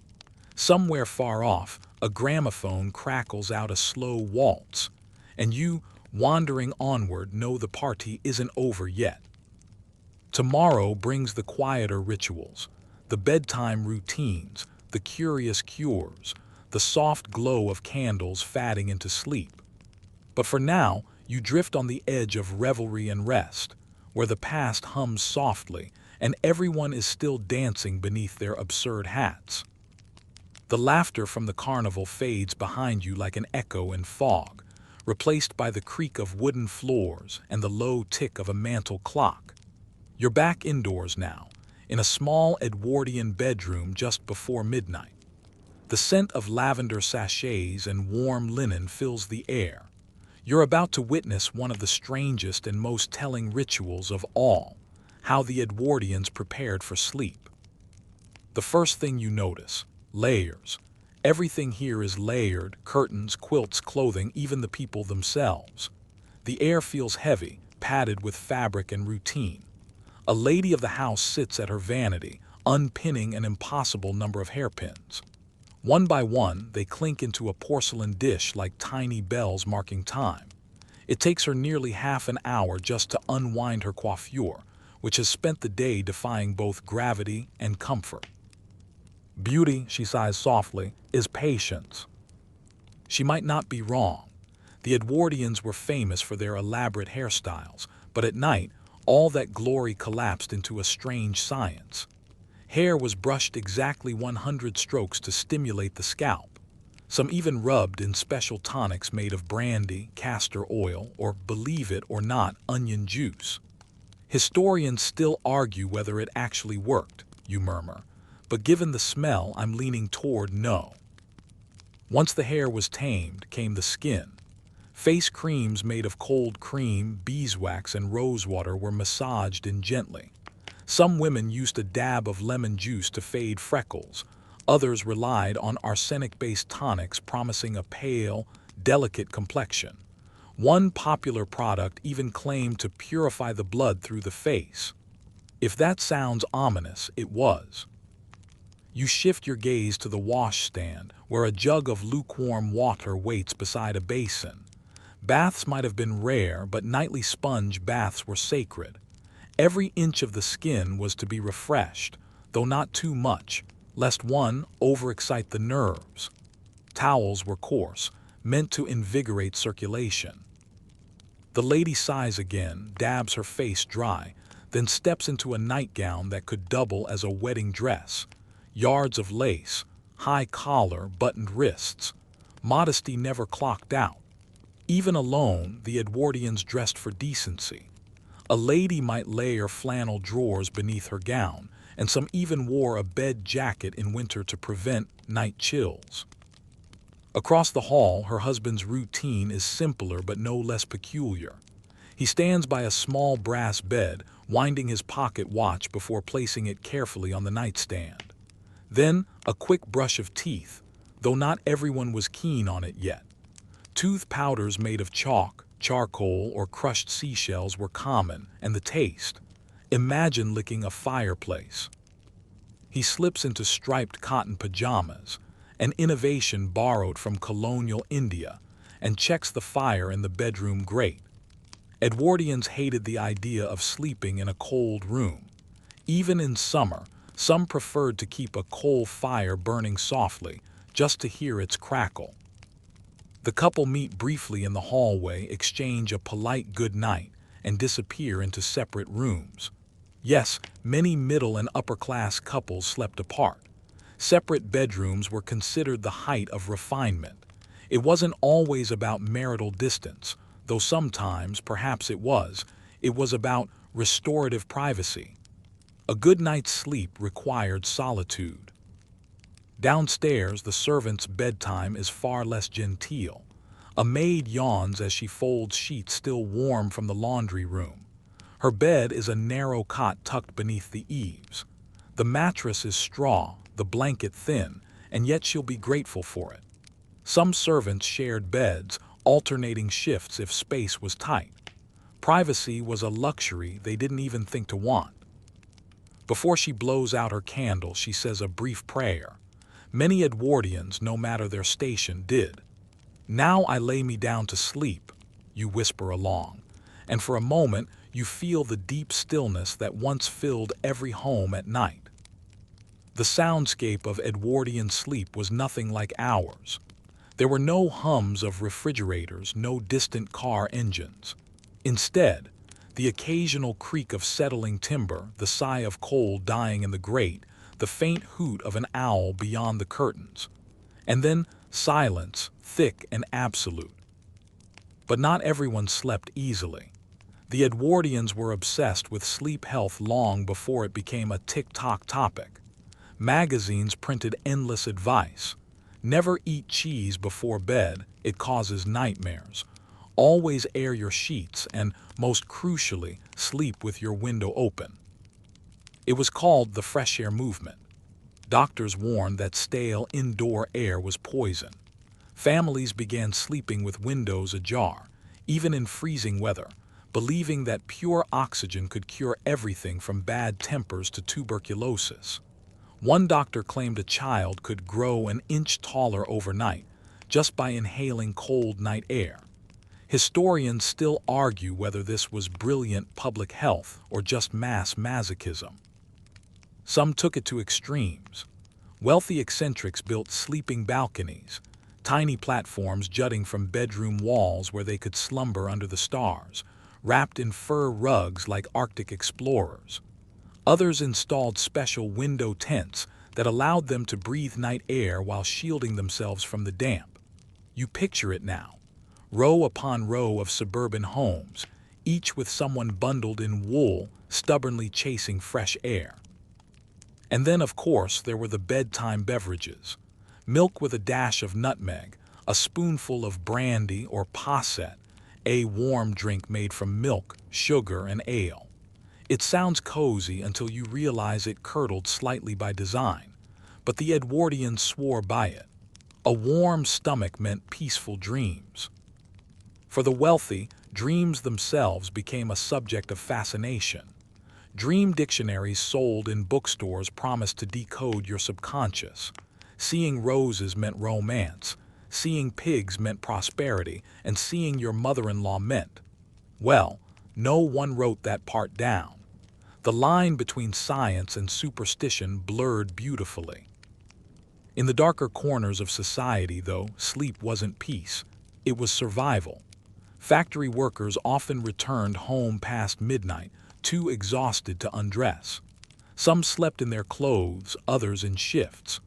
Urban overcrowding meant entire families might share a single bed, heads and feet alternating, the air thick with coal smoke and coughs. Yet even there, in the humblest corners, the rituals persisted. A candle snuffed, a window cracked, a whispered prayer. The Edwardians believed in proper endings to the day, however small. You pause beside the sleeping lady's bed now. The candlelight flickers low, painting gold against her lace collar. On the bedside table lies a novel, something sentimental, perhaps by Mrs. Humphrey Ward or H.G. Wells. Edwardians loved reading before bed, though critics warned it overstimulated female imagination. You smirk. Some advice never ages well. She turns the last page, sighs softly, and reaches to wind her alarm clock, a delicate brass contraption that ticks like a heartbeat. It will chime gently at 8, because no one respectable rose too early. As the light dims, the world outside falls into a hush. Somewhere down the street, a cab horse stamps, a dog barks once, then nothing. The Edwardian night has settled. You lie there too, listening. It's strange, how intimate and alien it all feels. Their sleep customs were equal parts comfort and control, faith and fear. Every routine a spell against the chaos of the world. You wonder, as you drift further into their rhythm, what your own nightly rituals will seem like to someone 100 years from now. Perhaps our glowing screens will look as absurd as window tints, our sleep apps as superstitious as dream dictionaries. And maybe, like them, we're all just trying to quiet the noise, to make the dark feel safe, the future a little less uncertain. For now, the Edwardians are sleeping, tucked beneath mountains of blankets, faces pale in the candlelight. You can almost hear their breathing, steady, fragile human. And soon, you'll follow them into that strange country of dreams. But not yet, because before the world wakes, there are the night visitors, the odd beliefs and whispered fears that came when the lamps went out. The air changes before you even open your eyes. Gone is the soft perfume of lavender and starch. In its place, the faint iron tang of superstition. You're still in the Edwardian night, but something is different now, quieter, deeper. The hour belongs to whispers, to the strange comforts and private fears people carried into their dreams. You rise from the imagined bed and move softly down the narrow hallway. The house feels alive in its silence. You can hear the faint creak of beams, the sigh of the curtains as a draft sneaks in, and somewhere far off, the steady drip of a leaking tap that sounds almost like footsteps. Superstition thrived in this half-light. For all their progress, the electricity, the motor cars, the telephones, the Edwardians still clung to charms and signs. A black cat crossing your path meant trouble. A mirror breaking foretold death. And no one, absolutely no one, would leave a pair of shoes upside down. It invited bad spirits to walk in them. You pass a bedside table where a small horseshoe hangs from a ribbon. Its owner probably swore it was just decoration, but you can feel the quiet faith in it. Beneath the pillow, there's a sprig of rosemary meant to ward off nightmares. And pinned discreetly to the curtain, a silver coin. To catch moonlight, they said. Downstairs, the clock strikes 2, and with it comes another ritual, the turning of the pillow. The belief was simple: cool side for pleasant dreams, warm side for restless ones. Some even claimed that placing a Bible beneath the pillow would protect against night terrors or the dreaded crush of the hag. Ah yes, the hag. Every era has its night demons, and the Edwardians were no exception. They called it sleep paralysis only later. Back then, if you woke unable to move, with pressure on your chest and the sense that someone unseen was watching, it wasn't science, it was visitation. The old hag is sitting on your ribs, one grandmother might whisper. Best sleep with iron under the bed. You shiver slightly. Not because you believe her, but because she believed enough for both of you. Superstitions bled easily into nightly habits. If you dreamt of teeth falling out, you'd write the dream on a scrap of paper and burn it before breakfast, to prevent it coming true. If you saw a ghost in your dreams, you'd place a piece of bread and salt under your pillow the next night to cleanse your spirit. And oh, the Edwardians loved ghost stories. Every winter, families gathered by the fire to read them aloud, M.R. James, E.F. Benson, and the like. These weren't just stories, they were social currency. To be unafraid was boring. To feel the hair rise at the back of your neck was, somehow, proof of refinement. But in the privacy of night, even the brave had rituals. One woman's diary from 1908 notes, "I cannot sleep unless I hear the mantel clock. When it stops, I dream of my mother." Another confesses she'd wake to check the mirror, convinced that spirits could borrow one's reflection while you slept. Historians still argue whether such beliefs were simple folklore or subtle therapy, ways to externalize fear in a century that rarely spoke of anxiety. Perhaps those charms and omens were their version of mindfulness, tiny gestures to calm the unknown. You drift now through the quiet streets outside. Gas lamps burn low, haloed by fog. A constable's boots echo faintly on the cobblestones. Behind curtained windows, people toss and murmur, haunted by dreams of progress, of loss, of a world spinning faster than they could understand. Here and there you catch glimpses of midnight rituals. A curtain lifted to watch the moon, a candle left burning for a loved one abroad, a nurse in uniform, home from the hospital, kneeling briefly before bed. Even faith was woven into superstition. Many homes kept a crucifix over the bed, not just as devotion but as protection, against burglars, illness, or unseen forces that slip through keyholes. Some households took it further.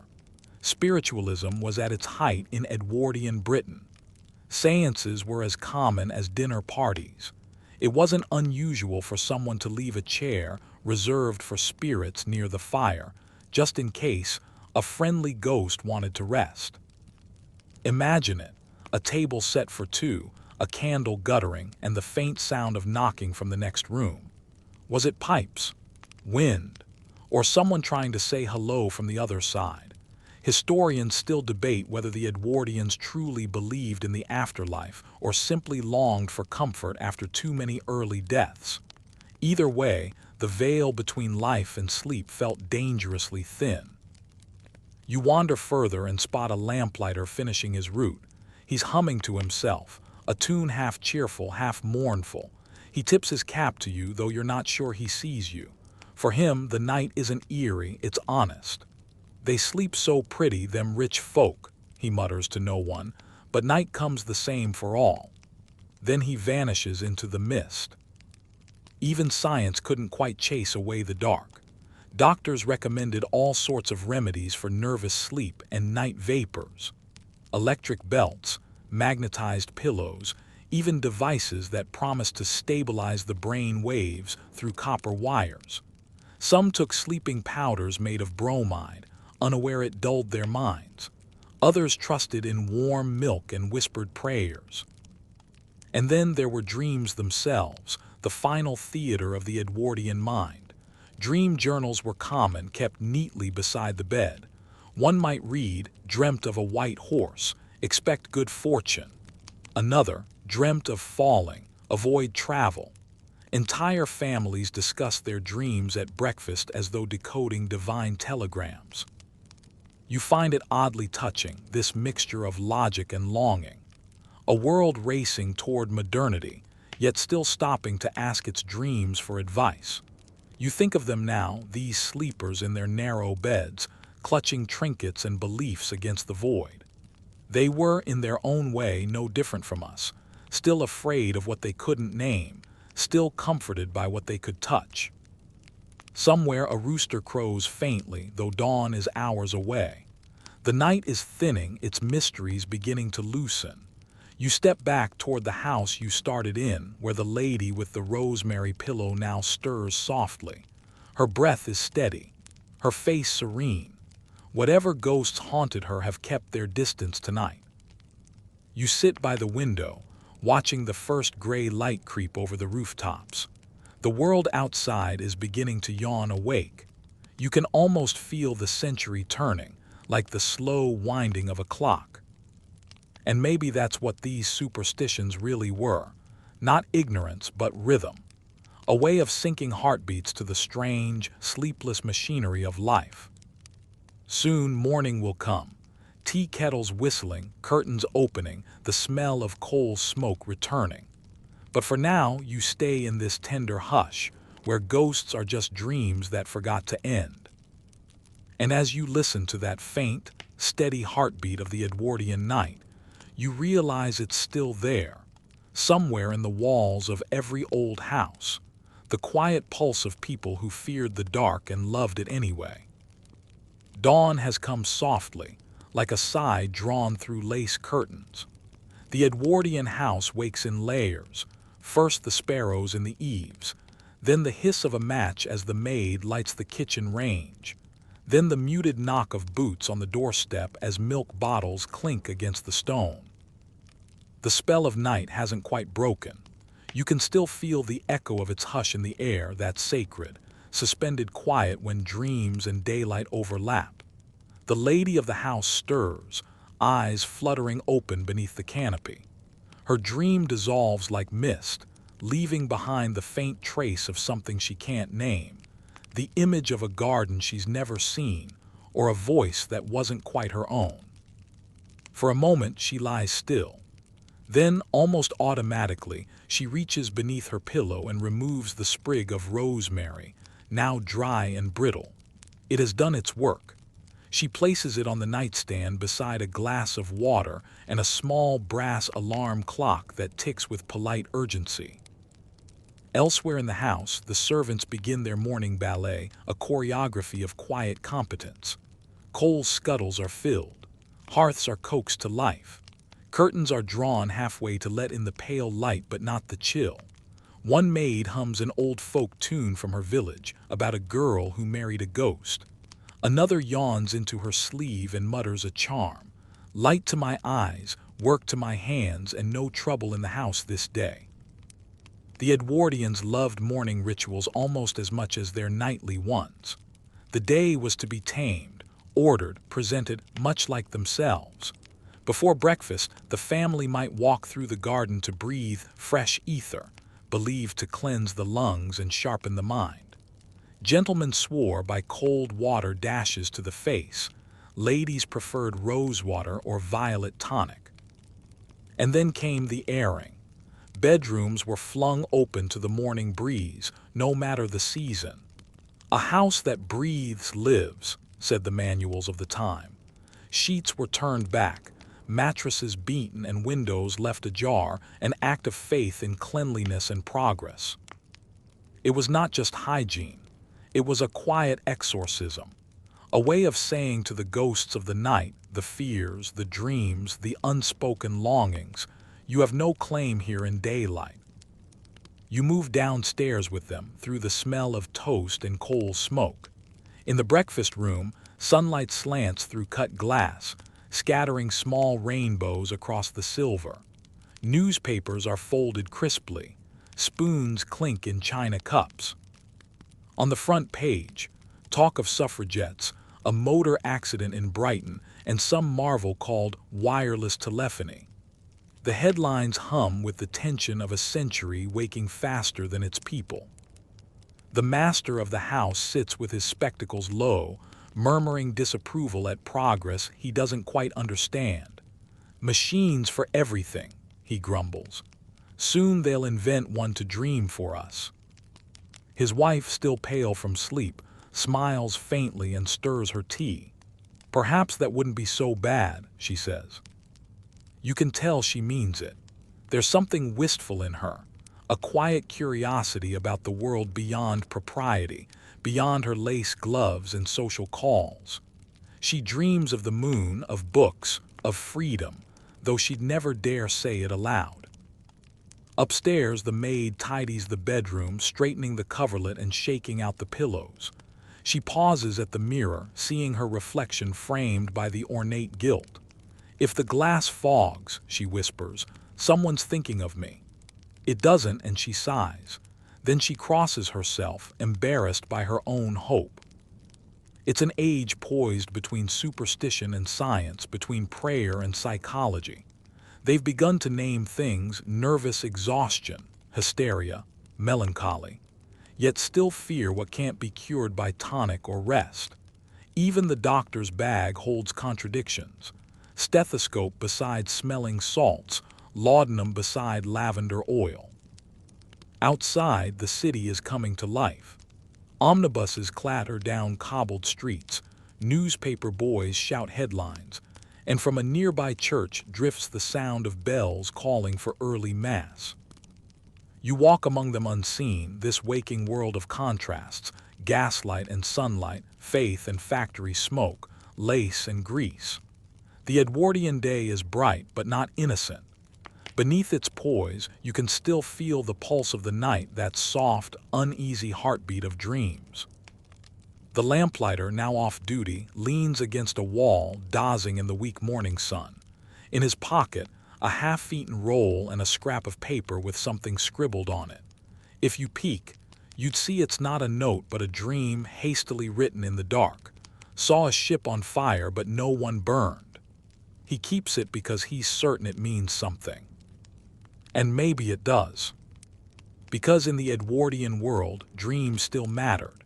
They weren't dismissed as nonsense but treated like coded letters from another realm. Housewives recorded them beside grocery lists. Gentlemen spoke of them in clubs, pretending not to sound sentimental. Children were taught to make wishes before sleeping and to never tell a bad dream aloud before breakfast, lest it come walking. You find it endearing, almost holy, this belief that the unconscious had its own manners, its own etiquette. Even their fear of the dark was tinged with courtesy. As the morning brightens, the house settles into rhythm, tea refilled, post delivered, piano scales faintly echoing from the parlor. The lady of the house glances once toward her bedroom door, as if something there calls her. Perhaps she feels it too, the strange, lingering tenderness of the night. Maybe tonight she'll dream of that garden again. And maybe, somewhere in that dream, the lamplighter's paper ship will drift by, unburned, toward another dawn. Because that's the quiet truth you've discovered here, the Edwardians didn't just live between worlds. They slept between them. You follow the hum of distant laughter down a gravel path lined with hydrangeas, and hear the faint clink of china from a tea pavilion. The Edwardian weekend is awakening, that precious slice of escape squeezed between duty and decorum, when even the most fastidious souls allowed themselves a whiff of rebellion disguised as leisure. Picture it, you stroll into a seaside town where women in enormous hats carry parasols like scepters, and men in cream linen pretend they don't secretly hate tennis. Everyone looks mildly sunburned and politely restless. Leisure, to the Edwardian mind, wasn't relaxation, it was performance. They called it taking one's ease, but there was nothing easy about it. You couldn't simply loaf. You had to do something restful, promenade, sketch, garden, flirt discreetly, or pretend to read a volume of poetry while watching who strolled by. At the turn of the century, leisure was a social badge. The working classes had weekends for rest. The upper classes had weekends for display. Picnics were theatrical, croquet matches were strategic, and seaside trips were almost ceremonial, sand, salt, and social hierarchies all neatly layered. You join a group descending toward the beach at Brighton. The air smells of brine and coal smoke. There's a string band playing something cheerful but slightly off-tempo. Ladies lift their skirts just above their ankles to avoid the wet sand, a scandalous but thrilling view for the men pretending not to notice. And there, like an apparition, stands the bathing machine, a wooden hut on wheels, dragged by horse or rope into the water. You're ushered inside by a matronly attendant, handed a wool swimsuit itchy, navy blue, modest to the point of absurdity, and told to enjoy the tonic air. As the machine lurches forward into the surf, you can hear giggling from the next cabin, the ladies gossiping about Mrs. Pemberton's new spiritualist craze. She claims to receive messages from her late husband through her teapot. Historians still argue whether she was mad, one whispers, or just magnificently bored. That's the thing about Edwardian leisure. It was never idle. Beneath the picnics and lawn games bubbled an ache, a yearning for meaning in a world teetering on modernity's edge. When they weren't playing at the beach, they were chasing transcendence. Seances were fashionable, ghost photography was the rage, and drawing room mediums made small fortunes by talking to the dead in impeccable grammar. You attend one that evening, candles flickering, table trembling slightly as the hostess insists a presence is among them. It's hard not to smirk as the curtains flutter from a well-placed draft, but then again, who are you to ruin the illusion? Perhaps it comforts her. Perhaps it's her only rebellion against reason. A scholarly voice in your head whispers. Historians still argue whether spiritualism was delusion or empowerment.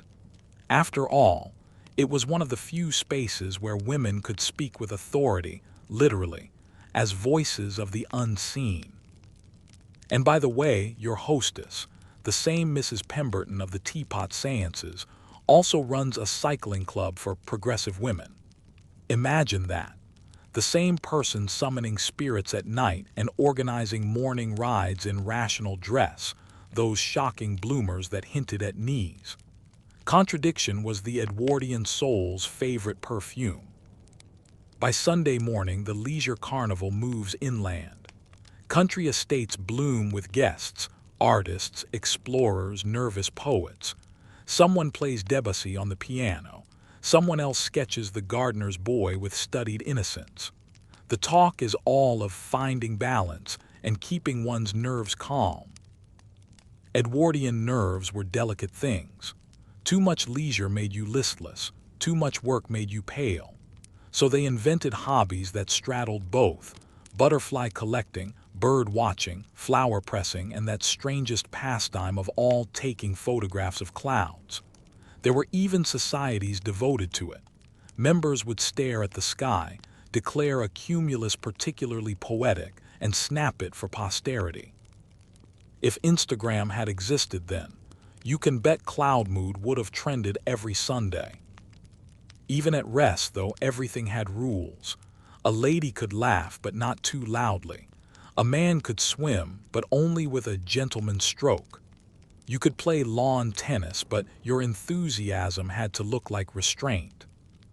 And yet, beneath all that restraint, the Edwardians longed for release. You can feel it in the music, in the novels, in their faint obsession with dreams and beauty. They were on the brink of something, a collective exhale that never quite came before war swallowed the sound. You wander through a garden party that feels like a painting come alive.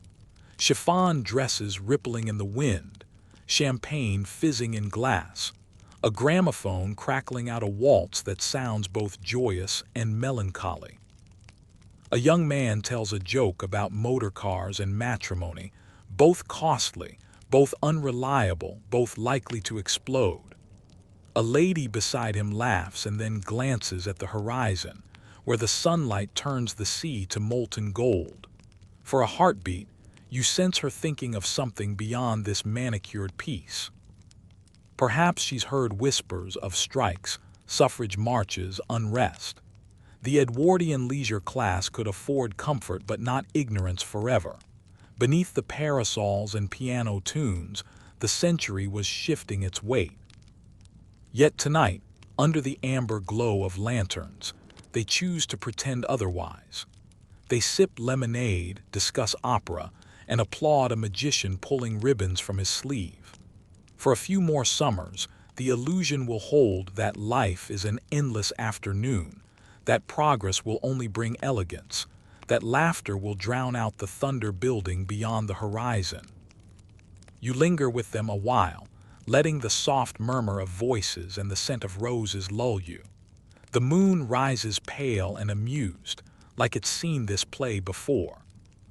When the last guests drift home, the garden quiets.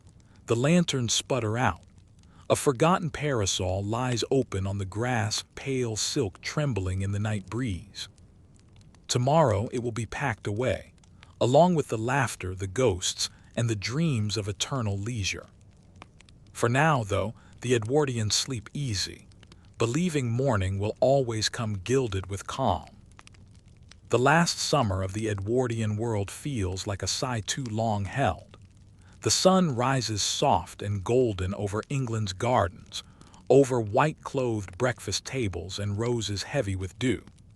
You can hear the distant rhythm of carriage wheels and the soft rustle of newspapers speaking, unknowingly, of an age about to fade. You walk through this morning, past the polished boots of a footman and the clipped hedges of a lawn that has been trimmed for generations. Everything feels almost eternal, almost too perfect. But you know better.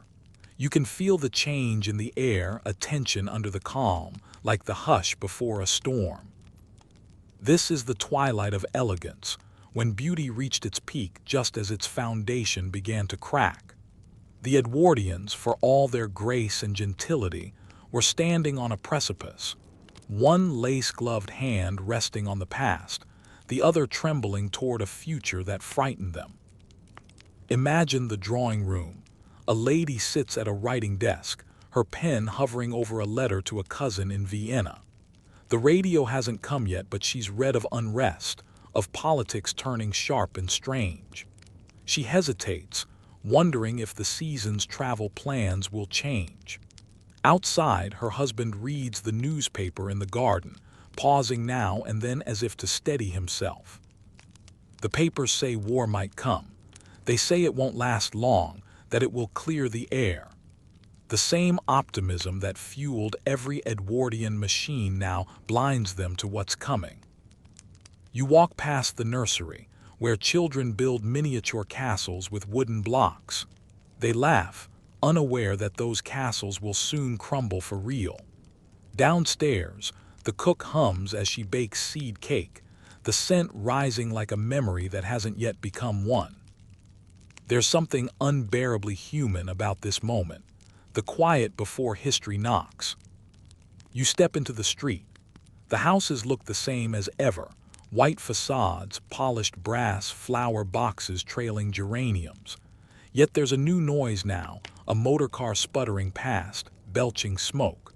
The driver wears goggles and a grin, speeding toward a century that will demand steel instead of lace. Historians still argue whether the Edwardian era was truly peaceful or simply pretending. Some say it was the calmest chapter in modern life, a golden dusk of manners and invention. Others say it was already unraveling, that beneath the pretty surface lay fear, inequality, and exhaustion from keeping up appearances. Maybe they're both right. Because the Edwardians were dreamers, and like all dreamers, they didn't always see the storm coming. They believed progress could be polite, that machines could be tamed, that empires were eternal. They threw parties while their colonies trembled, toasted invention while their servants starved. But they also built gardens, wrote symphonies, and taught the world how to love beauty for beauty's sake. You think back over all the strange customs you've wandered through, the morning jewelry, the radium tonics, the seance teapots, the corsets and cucumber festivals. They seem absurd now, but they were part of something tender, humanity trying, however awkwardly, to feel alive in a world changing too fast. The lady of the house steps outside with her parasol, glancing up at the sky. She doesn't know this will be her last summer before rationing, her last morning before telegrams change everything. She only feels the warmth of the sun, hears the garden bees, smells the roses, as real and fleeting as a breath. In another part of town, the lamplighter from so many nights ago has traded his pole for a uniform. He tucks his old match tin into his pocket as a charm. The maid, who once whispered charms to start her day, now joins a hospital ward. The family she served will send her letters, maybe even remember her name. The dream dissolves slowly. The laughter fades, the carriages vanish, the silk turns to dust. But something of the Edwardian world lingers in the gleam of old silverware, in the cadence of politeness we still use, in our fascination with nostalgia itself. Maybe that's their last gift. They taught us how to look back beautifully. You wander once more through the evening gardens. The roses are closing, The lamps flicker on. Somewhere, a phonograph plays a scratchy waltz, the same tune that spun through countless drawing rooms before history changed the dance. The night air smells of smoke and lilac. It's time to let go. You sit back now, letting the world of Edwardian grace and oddity fade into something softer. The clatter of carriages turns into the slow hum of your own breathing. The faces, the voices, the flicker of lamplight, they all drift away, like pages closing one by one. There's comfort in this, isn't there? To know that even the most rigid age, the one that buttoned itself into corsets and manners, still dreamed, still laughed, still longed for love, still tried to make sense of its own strangeness. Maybe that's the secret link between then and now. You imagine the last Edwardian evening, a candle guttering, a clock ticking, a whisper of silk across the floor. The war hasn't come yet. The air is cool and the stars are very far away. Somewhere, a lullaby plays for a child who will grow up in a different world. You take a deep breath, as if drawing in the hush of that long-ago twilight. Let it settle in your chest. Let the noise of your own day fall away, slow and quiet, until all that's left is calm. The past has done its part. It leaves you here, safe in the stillness of now.